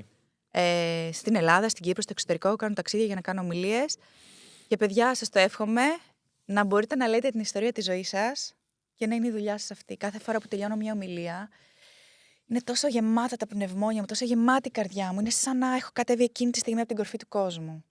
Επομένως, αυτή ήταν η αφορμή που αποφάσισα να αφήσω την 9 to 5 job μου. Επειδή φαντάζομαι θα μας ακούσουν και ελπίζω να μας ακούσουν για να δουν το podcast και κάποιες μαμάδες, αν κάποιες έχουν ανησυχία, φόβο, τι κάνουν οι τρελές εκεί πάνω κτλ. Εγώ το παιδάκι μου φοβάμαι. Υπάρχει κάτι που θα μπορούσε, πιστεύεις, να τις παρακινήσει? Αν όχι να κάνουν join απαραίτητα, να το δουν λίγο διαφορετικά, ρε παιδί μου. Κοίτα, μόνο που θα βλέπεις στα social τι κάνουν 20-30 μαμάδες, σου δίνει ένα κίνητρο. Αν μπορούν αυτές να φτάσουν στον Όλυμπο, σίγουρα μπορούν να πάμε μέχρι το πάρκο της γωνίας. Άρα είναι μια κινητοποίηση το να βλέπει μία τι κάνει η άλλη. Δεν κάνουμε μόνο extreme πράγματα, δεν είμαστε μόνο για τις extreme μαμάδες. Αν κάποια φοβάται, λοιπόν, μπορεί να έρθει σε ένα πολύ ωραίο σεμινάριο που θα κάνουμε σε ένα ωραίο πάρκο. Δεν υπάρχει εκεί κάποιος κίνδυνος, δεν είμαστε μακριά από την πόλη. Η φύση είναι παντού, δεν είναι μόνο στο βουνό ή στη θάλασσα. Είναι και στο πάρκο της γειτονιάς. Αρκεί να κάνεις λίγο χώρο στην καθημερινότητά σου για να τη δεις, να την αισθανθείς. Άρα, σκοπός μας είναι να βρούμε το κάθε όμορφο σποτ φύσης μέσα στην Αττική και να κάνουμε συνάντηση εκεί, ώστε οι κοπέλες που θα μένουν τριγύρω να το ανακαλύψουν. Και αυτό είναι πολύ ωραίο που μου λένε πολλές μαμάδες. Ρε Χριστίνα, μένω δίπλα και δεν έχω έρθει ποτέ σε αυτή τη διαδρομή, σε αυτό το πάρκο. Τι ωραία, θα έρθω αύριο βόλτα με τον άντρα μου. Γιατί ο σκοπός μας δεν είναι να κάνω ένα πεζοπορικό σύλλογο και να είμαι όλη μέρα πεζοπορία στο βουνό. Είναι την πεζοπορία που θα κάνουν μαζί μου, να την κάνουν αύριο με τον άντρα τους, τη φίλη τους, το παιδί τους. Εκεί έχω πετύχει αυτό που ονειρεύτηκα. Να γίνει μέρος της πραγματικότητάς τους, να μην είναι μια εκδρομή που έκαναν, ας πούμε, και τύχε και έπρεπε. Η εκδρομή μπορεί να είναι η αφορμή για κάτι άλλο. Okay. να μας πει λίγο και για το. Τις 7 κορυφές. Ναι. Το βιβλίο όμως. Το βιβλίο, το οποίο μας το Yes. είπες πολύ ρομαντικά πριν, ως το παραμύθι σου. Το παραμύθι μου. Γιατί το λέω παραμύθι. Το λέω παραμύθι γιατί σαν βιβλίο, ας πούμε, από τον εκδοτικό, από τον Πατάκη, είναι για παιδιά 4 χρόνων και πάνω. Παρ' όλα αυτά, υπάρχουν πάρα πολλοί ενήλικες που το έχουν επιλέξει να το βάλουν στη βιβλιοθήκη τους και είναι κάτι που με κάνει να νιώθω πολύ χαρούμενη όταν μου το λένε. Είναι ένα αλληγορικό παραμύθι βασισμένο στην ιστορία μου, το πώς η Χριστίνα ανέβηκε τις 7 κορφές, αλλά δεν μιλάει για τις κυριολεκτικές κορφές. Είναι για τις καθημερινές. Το πώς πρέπει να δουλεύεις ομαδικά, πώς πρέπει να έχεις αφοσίωση, πώς πρέπει να έχεις υπομονή. Κάτι που ακόμα το δουλεύω, έτσι. Την υπομονή είναι από τις αρετές που τη χρειάζομαι. Επομένως είμαι πολύ περήφανη γιατί μέσα από αυτό το παραμύθι, από αυτό το βιβλίο, μπήκε η ιστορία μου σε σπίτια ανθρώπων που δεν με γνώριζαν και δεν τους γνωρίζω. Ήταν το παραμύθι που διάβασαν παιδάκια πριν κοιμηθούν μαζί με τους γονείς τους. Είναι η σπίθα, η αφορμή που είχε ένα παιδί για να κυνηγήσει τον όνειρό του ή ένας ενήλικας, ας πούμε, που μπορεί να μου στείλει μήνυμα στα social. Είναι αυτό που σας έλεγα, το νιώθω λίγο σαν χρέος, το ότι κατάφερα το όνειρό μου ή κατάφερα κάποια πράγματα πιο extreme, δεν θέλω να τα χαρακτηρίσω επιτυχίες ή οτιδήποτε. Το χρέος μου είναι να δείξω το δρόμο και για άλλο κόσμο να το κάνει, είτε αυτό ή κάτι παρόμοιο. Είναι ο δρόμος προς την ευτυχία, θα έλεγα. Τη μεταφορική κορφή και όχι την κυριολεκτική, την ορειβατική. Γιατί σας ξαναλέω, δεν είμαι επαγγελματίας ορειβάτης. Οι κορφές είναι το κερασάκι στην τούρτα, η ζωή μου, και είναι το κερασάκι από πάνω που την απογειώνει. Άρα γι' αυτό μιλάω πολύ μεταφορικά στα παιδιά. Άρα έχω μπει σε σχολεία, σε σπίτια, σε συλλόγους και μιλάω για τις 7 κορφές, μιλάω για όνειρα, μιλάω για ταξίδια και ελπίζω να παρασύρω όσα περισσότερα παιδιά μπορώ για να κυνηγήσουν το όνειρό τους. Το έχεις νιώσει, αυτή ήταν η ερώτησή μου. Έχεις νιώσει ότι υπάρχει κόσμος που έχει εμπνευστεί σε πρακτικό όμως επίπεδο, όχι απλά να σου πούνε με έχεις εμπνεύσει, που να είδες ότι κάτι κάνανε, ρε παιδί μου, λόγω του δικού σου, της δικής σου επιρροής? Είναι ότι πιο συγκινητικό συμβαίνει όταν λαμβάνω τέτοια μηνύματα για το πώς έχω εμπνεύσει. Δεν θέλω να το λέω εγώ. Θα πω η δική μου ιστορία έχει εμπνεύσει. Δεν θέλω να το προσωποποιήσω. Άλλο κόσμο να κυνηγήσει τον όνειρό του, να ξεκινήσει το βουνό, να πάρει το μωρό του να βγει έξω, να κυνηγήσει 7 κορφές. Έχουμε πολλές κοπέλες από την Ελλάδα που κυνηγάνε τις 7 κορφές και αγόρια. Επομένως, τι να πω, πιο πολύ χαμογελάω για όλο αυτό που έφεραν οι 7 κορφές και το Everest, για τον κόσμο που θα με σταματήσει στο δρόμο να μου μιλήσει ή που θα μου στείλει μήνυμα στο Instagram, παρά για την καθεαυτή κορφή. Ναι, δηλαδή αυτά που μου έφερε μετά. Ήταν σαν ένα σχήμαρος. Ποτέ δεν θα μπορούσα να φανταστώ ότι θα φέρει τόσα πράγματα και τόσες αλλαγές στη ζωή μου. Τέλεια. Θέλω να σε ρωτήσω κάτι λίγο ρομαντικό. Ρομαντικό, αλλά μελό. Ναι, νομίζω θα σας αρέσει η ερώτηση. Αν έκλεινες τα μάτια σου και προσπαθούσες να μου περιγράψεις την ευτυχία, τι είναι η ευτυχία για σένα? Τώρα μου ήρθε μια πολύ αυθόρμητη στιγμή που θα τη ζήσω κιόλας θεωρητικά σε 2 εβδομάδες. Σκέφτηκα μένα με την οικογένειά μου, τα 2 μου μωρά και τον άντρα μου, σε μια σκηνή στους Δολομίτες. Τόσο απλά. Τη σκηνή μας, το βουνό μας, τη φύση μας και τα μωρά. Σίγουρα στη φάση που είμαι, δηλαδή μετά από ένα τοκετό για 2-3 χρόνια, το μυαλό της γυναίκας και οι ορμόνες είναι λίγο πάρα πολύ εκεί. Όχι, είναι πάρα πολύ εκεί. Δηλαδή η οικογένεια, δεν ξέρω μετά όταν θα είναι στην εφηβεία πώς θα είμαι. Δεν μπορώ να σκεφτώ τίποτα χωρίς την οικογένεια μέσα. Δηλαδή όταν σκέφτομαι την απόλυτη ηρεμία. Οκιτοκίνη και τέτοια. Ναι, είναι και η οικογένεια μέσα. Απλά τη θέλω λίγο ψηλά, σε υψόμετρο αυτό. Ωραία. Θα κάνω και την και σκέψου ότι ο άντρας μου είναι στιοπλός, παιδιά. Όχι ορειβάτης. Δεν είναι ορειβάτης. Είναι ο θάλασσα. Αυτή είναι ο βουνό. Είναι της θάλασσας. Έχω προσπαθήσει πάρα πολύ να τον τραβήξω στα βουνά. Πρώτα σιγά μου δεν μου έκανε ποτέ, δεν παντρευτήκαμε ποτέ. Η πρώτα σιγά μου ήταν όταν κατάφερε να φτάσει στα 7.000 μέτρα μαζί μου. Και όταν το έκανε αυτό, λέω τέλος, είναι ο άντρας της ζωής μου. Αυτόν θέλω. Ναι, θα τον πάρω. Λοιπόν, έχω μια χαζή πρακτική ερώτηση. Μόνο οι γονείς θα το καταλάβουν αυτό που θα πω τώρα, αλλά τέλος πάντων. Πώς θα πας στους Δολομίτες? Ή όταν λέω πώς, δεν εννοώ γιατί κάτι τέτοιο, εννοώ ότι τα παιδιά πόσο χρόνο είναι? 1,5 και 3,5. Τέλεια. Ρωτάω πρακτικά, χαζά πρακτικά. Κουβαλάς μια βαλίτσα πανές για τα παιδιά. Πώς θα. Αυτό, that's it. Κοίτα. Υπάρχουν βουνά που είναι προσβάσιμα με το αυτοκίνητο και είμαι σε ένα υψηλό υψόμετρο και θα κάνω την πεζοπορία μου 2 ώρες και θα ξαναγυρίσω πίσω. Υπάρχουν βουνά που πρέπει να κάνουν μεγάλες πορείες. Όταν έχεις μωρά, δεν μπορείς να μείνεις μια εβδομάδα και να μην έχεις κάτι να ψωνίσεις. Άρα, γιατί Δολομήτες, Βόρειο Ιταλία. Φούλη οργανωμένη. Άπειροι γονείς με τα παιδάκια έξω. Δηλαδή, δεν με βλέπουν να πούνε η τρελή πάει στο βουνό, όπως νιώθω εδώ όταν πηγαίνω στα βουνά με τα μωρά. Άρα, θα πάμε σε ένα πάρα πολύ ωραίο κάμπινγκ οργανωμένο. Φτιάξουμε τη σκηνή μας, θα ακούμε λογικά το ριάκι δίπλα να τρέχει. Θα μείνουμε εκεί. Άρα, θα είναι η βάση μας και θα πηγαίνουμε να κάνουμε την πεζοπορία μας και θα γυρνάμε το βράδυ σπίτι. Και έχετε πρόσβαση εννοώ και σε τέτοιου είδους πράγματα, ας πούμε, πρώτης ανάγκης, όπως είπα, από τροφές μέχρι πάνες, μέχρι whatever. Ναι. Είναι πολιτισμός. Δηλαδή, αν πας, έχεις ski resort, δεν είναι έτσι. Πριν 1 μήνα ήμασταν στη Μαλαισία και ήθελα πάρα πολύ να κάνω ένα trekking στη ζούγκλα. Στη Μαλαισία είχα πάει 10 χρόνια πριν και το trekking στη ζούγκλα που είχα κάνει με είχε φοβήσει πάρα πολύ τότε. Υπήρχαν ευδέλες, δεν είχε πάει καλά, τέλος πάντων. Ήθελε πάρα πολύ ο άντρας μου να το κάνει, ήθελα κι εγώ, αλλά φοβόμουν. Λέω ρε γαμώτο να το κάνω με τα παιδιά, να μην το κάνω, να μην το κάνω. Τελικά, κάναμε το trekking στη ζούγκλα. Με τα παιδιά τα πήρατε? Ναι. Ο άντρας μου είχε το γιο μου, εγώ είχα τη μικρή. Ήταν φανταστικά. Δεν ένιωσα ότι κινδυνεύσα ούτε μια στιγμή. Είχαμε δει τις οδηγίες, ξέραμε σε ποιο μέρος της ζούγκλας πάμε, μόνο μαϊμούδες είχε. Και ο κανόνας ήταν μη σταματήσεις να φας τη ζούγκλα, γιατί θα έρθουν να σου πάρουν το φαγητό, να σου επιτεθούν. Να στην πέσουν οι μαϊμούδες με λίγα. Και ιδανικά προσπαθήστε να μην κάνετε διάλειμμα ή μην σπάσετε, μην είναι ένας μόνος του. Γιατί επειδή βλέπουν το σάκο, έρχονται και προσπαθούν να πάρουν πράγματα. Άρα μπορεί να σε κρυβτουνίσουν, μπορεί τα παιδιά να τρομάξουν. Ήταν τόσο τέλεια που βρισκόμουν σε μια ζούγκλα στη Μαλαισία με τα παιδιά μου και έκανα το χόμπι μου. Δεν είναι τόσο δύσκολο όσο ακούγεται. Στο μυαλό είναι το δύσκολο. Δύσκολο είναι να βρεις τον σύντροφο ναι, που να θέλει να τα κάνει μαζί σου. Αν ταιριάζουν οι δυο μεταξύ τους, αυτό δεν νομίζω ότι είναι τόσο δύσκολο. Είναι δύσκολο. Έχω ιστιοπλό, όπως σας είπα, άρα θέλει δουλειά για να τον πείσω να έρθει. Είναι όμως λίγο της περιπέτειας. Είναι πρώην αθλητής, είναι της περιπέτειας, είναι των ταξιδιών, άρα μια χαρά. Σέβεται αυτό που αγαπώ, σέβομαι αυτό που αγαπάει, επομένως. Στην τελική δηλαδή θα πάρετε και ένα ιστιό πλοϊκό να περάσετε τον Ατλαντικό, ρε παιδί μου, να στο πει. Δηλαδή θα σου πει Χριστινάκη, φεύγουμε. Θα ήθελα να μου το πει, να σου πω την αλήθεια.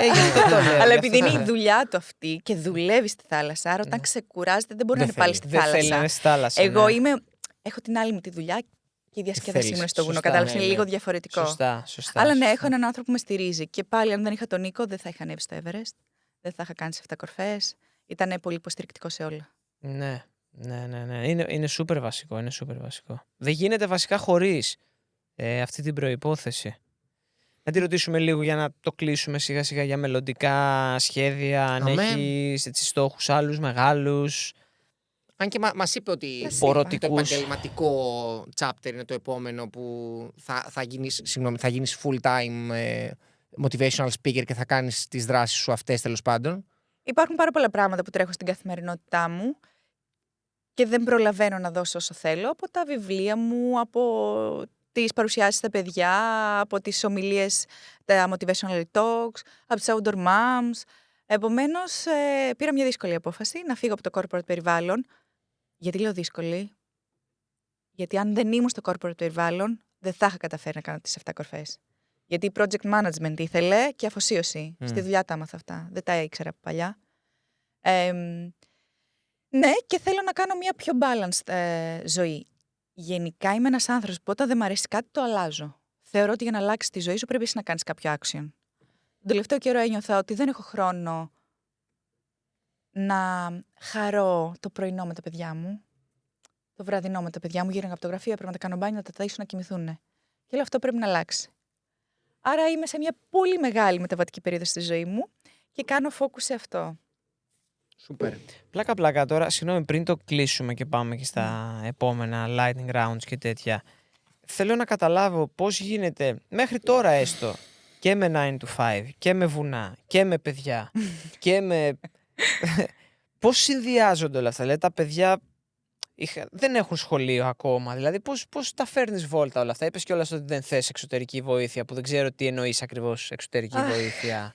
Λοιπόν, τα ισόψυχά μου τώρα πρέπει να σας πω. Πες μας μερικά ισόψυχα. Φανταζόμουν πάντα τα παιδιά μου να μην τα μεγαλώσει ένας ξένος. Από παλιά για κάποιο λόγο. Και έτυχε να έχει την ίδια γνώμη και ο άντρας μου. Βοηθάει το ότι δουλεύει αντίθετα ωράρια με μένα, επειδή δουλεύει με παιδιά προπονητής ιστιοπλοείας. Δουλεύει Τετάρτη με Κυριακή, κυρίως τα απογεύματα και Σαββατοκύριακα και αργίες. Άρα είναι τελείως αντίθετα με μένα. Αυτό έχει πολλά αρνητικά. Δεν ξέρω πότε βλέπετε το ζευγάρι, αλλά έχει και πολλά θετικά. Ότι πάντα υπάρχει ένας γονιός με τα παιδιά. Ναι, οκ. Άρα είπαμε να το προσπαθήσουμε έτσι. Δεν είναι εύκολο, αλλά είναι και ωραίο. Και η απόφασή μου ήταν να σταματήσω τη μία δουλειά για να μπορώ να έχω χρόνο να χαρώ αυτή την περίοδο. Παιδιά, μεγαλώνουν πάρα πολύ γρήγορα τα παιδιά. Ναι, πράγματι. Δηλαδή νιώθω σαν να γέννησα χθες και σε λίγο το μωρό μου δεν θα είναι μωρό. Άρα ναι, αν θες να ζεις τη ζωή που ονειρεύεσαι, πρέπει να κάνεις action. Μπορείς ένα χρόνο από τώρα να με δείτε και να σας πω, παιδιά, ήταν λάθος απόφαση. Δεν πειράζει. Παίρνω το ρίσκο, να το ζήσω, θα δούμε. Σε ένα χρόνο θα κάνουμε αξιολόγηση. Ναι. Σωστά. Που δεν νομίζω ότι θα βγει και προς το χειρότερο αν μας ρωτάς, αλλά... Και εγώ έτσι πιστεύω, είμαι πάρα πολύ χαρούμενη. Ναι. Πάμε lightning round, φίλτατε. Πάμε, ναι. Δεν ξέρω καν αν είσαι έτοιμη. Δεν ξέρω. Σίγουρα είσαι. Εδώ έχει ανέβει στο Everest τώρα. Ναι. Δεν ξέρω τι είναι αυτό, για πείτε. Λοιπόν, θα σου κάνουμε κάποιες ερωτήσεις, στις οποίες θα θέλαμε να απαντήσεις όσο πιο μονολεκτικά γίνεται. Το σημαντικό δεν είναι το μονολεκτικό, το σημαντικό είναι να μην το σκεφτείς. Ωραία, γρήγορα, Να πάμε. είναι ενστικτωδός. Yes. Θες να ξεκινήσεις ή να ξεκινήσω? Πάμε, ναι. Βουνό ή θάλασσα? Βουνό. Πληρωμένο. Ανατολή ή ηλιοβασίλεμα σε κορυφή? Ανατολή. Πάλι πολύ εύκολα τα απαντάει. Καλοκαίρι ή χειμώνας? Χειμώνας. Okay. Σκηνή ή καταφύγιο? Σκηνή 100%. Το πρώτο πράγμα που θέλεις να φας όταν κατεβαίνεις από ένα βουνό? Φρούτα και λαχανικά. Μου Φρέσκα λείπουν, παιδιά. εννοείς? Φρέσκα, ναι, δεν μπορώ κονσέρβα και μαγειρεμένο. Ποια κορυφή θα ήθελες να ξαναζήσεις από την αρχή? Όλες. Τι, μία φορά φτάνει. Δεν έχεις κάποια έτσι στην καρδιά σου πιο... Είπε το Everest. Είπα Everest, θα ξαναπροσπαθήσω. Δεν ξέρω αν τα καταφέρω, θα ξαναπροσπαθήσω. Ναι. Βουνό με οικογένεια ή με ομάδα? Τώρα θα σου πω με οικογένεια. Okay. Είναι πάντως τελείως διαφορετικά πράγματα. Φαντάσου να βρεθώ στο Everest Base Camp με τα παιδιά μου.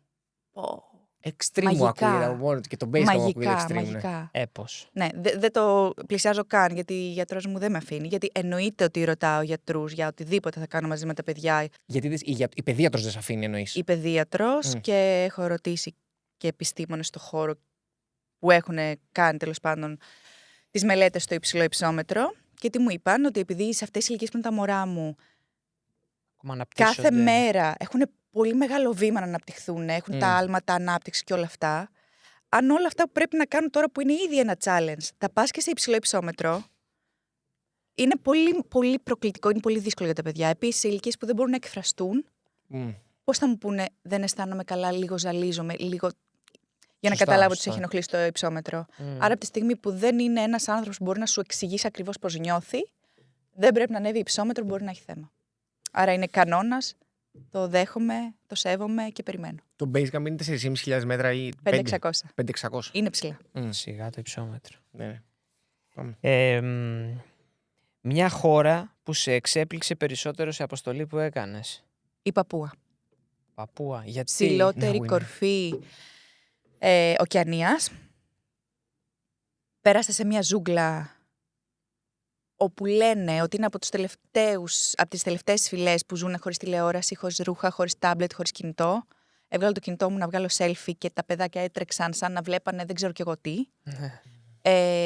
Οι γυναίκες φοράγανε φύκια για φούστα και οι άντρες φόραγαν μόνο στο κομμάτι των γεννητικών οργάνων ένα κομμάτι κολοκύθας, σκεφτείτε. Ζούσανε σε σπίτια από λάσπη.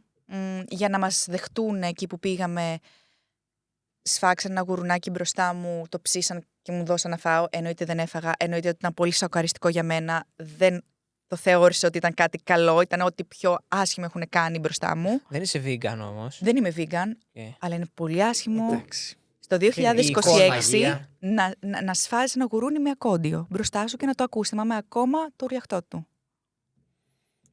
Είναι πολύ διαφορετικό να πας στο χασάπι Και να να πάρεις πάρεις μια κάτι που μπριζόλα. θεωρείς, Εντάξει, ναι, σίγουρα που είναι. θεωρείς ότι έχουν σκοτωθεί, έχουν θανατωθεί, δεν ξέρω πώς να το πω, με έναν τρόπο που σέβεται τη ζωή και ελπίζω να είναι έτσι. Και πολύ διαφορετικό να το βλέπεις το ζώο μπροστά σου. Ήταν ό,τι χειρότερο έχουν κάνει μπροστά μου. Ήταν μια χώρα που θα ήθελα πάρα πολύ να πάω με την οικογένειά μου. Μάλιστα. Μου είπε το ChatGPT να μην πάω ακόμα, να περιμένω να μεγαλώσει τα περιμένω. παιδιά. ChatGPT knows. Λοιπόν, τι δεν ξεχνάς ποτέ από τη τσάντα σου όταν πας σε μια αποστολή? Τι είναι κάτι που υπάρχει πάντα, no matter what? Πλέον αντιβίωση, παιδιά, έχω πάντα μαζί μου φαρμακείο. Αντιβίωση όμως, αυτό είναι το πρώτο Η πράγμα αντιβίωση, που ναι, είναι. είχα πονέσει τόσο πολύ εκείνη τη στιγμή που δεν την είχα, Μμ. που πλέον δεν υπάρχει περίπτωση να πάω σε βουνό και να μην έχω μία ελαφριά αντιβίωση μαζί μου. Στο είχαν πει τότε εκείνη την ώρα που ήσουν στην αποστολή ή στο είπανε μετά όταν κατέβηκες? Μετά. Πάλι καλά. Okay. Μετά από μια μεγάλη αποστολή, συνήθως ξεκουράζεσαι ή σχεδιάζεις την επόμενη? Ή σκέφτεσαι? Έχω ονειρευτεί την επόμενη τη στιγμή που πάτησα κορφή.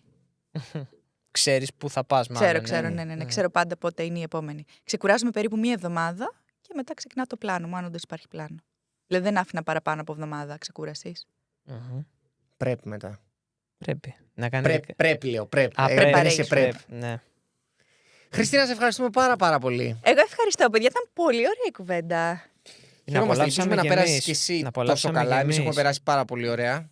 Είσαι ένας, πώς να το πω, ένας φάρος θετικότητας, ελπίδας, έμπνευσης, ναι, και πήγα να πω μια λέξη που δεν ξέρω πώς να την πω στα ελληνικά, και ένας φάρος μπαντάσερη, γιατί είσαι μια γυναίκα που κάνεις πράγματα πολύ ωραία και δύσκολα και ξεπερνάς εμπόδια, και νομίζω ότι μέσα από τον τρόπο σου και από τις εμπειρίες σου, έτσι όπως περιέγραψες, και από το χαρακτήρα σου κιόλας θα πω, μας μαθαίνεις πώς να ξεπερνάμε πράγματα. Να είσαι καλά. Thank you. Θέλουμε πολλά like και πολλά subscribe και πολλά share για όλα αυτά που είπαμε εδώ πέρα σήμερα. Ελπίζουμε να απολαύσατε την κουβέντα όσο και εμείς. Ευχαριστούμε πάρα πολύ. Ευχαριστώ πολύ, παιδιά.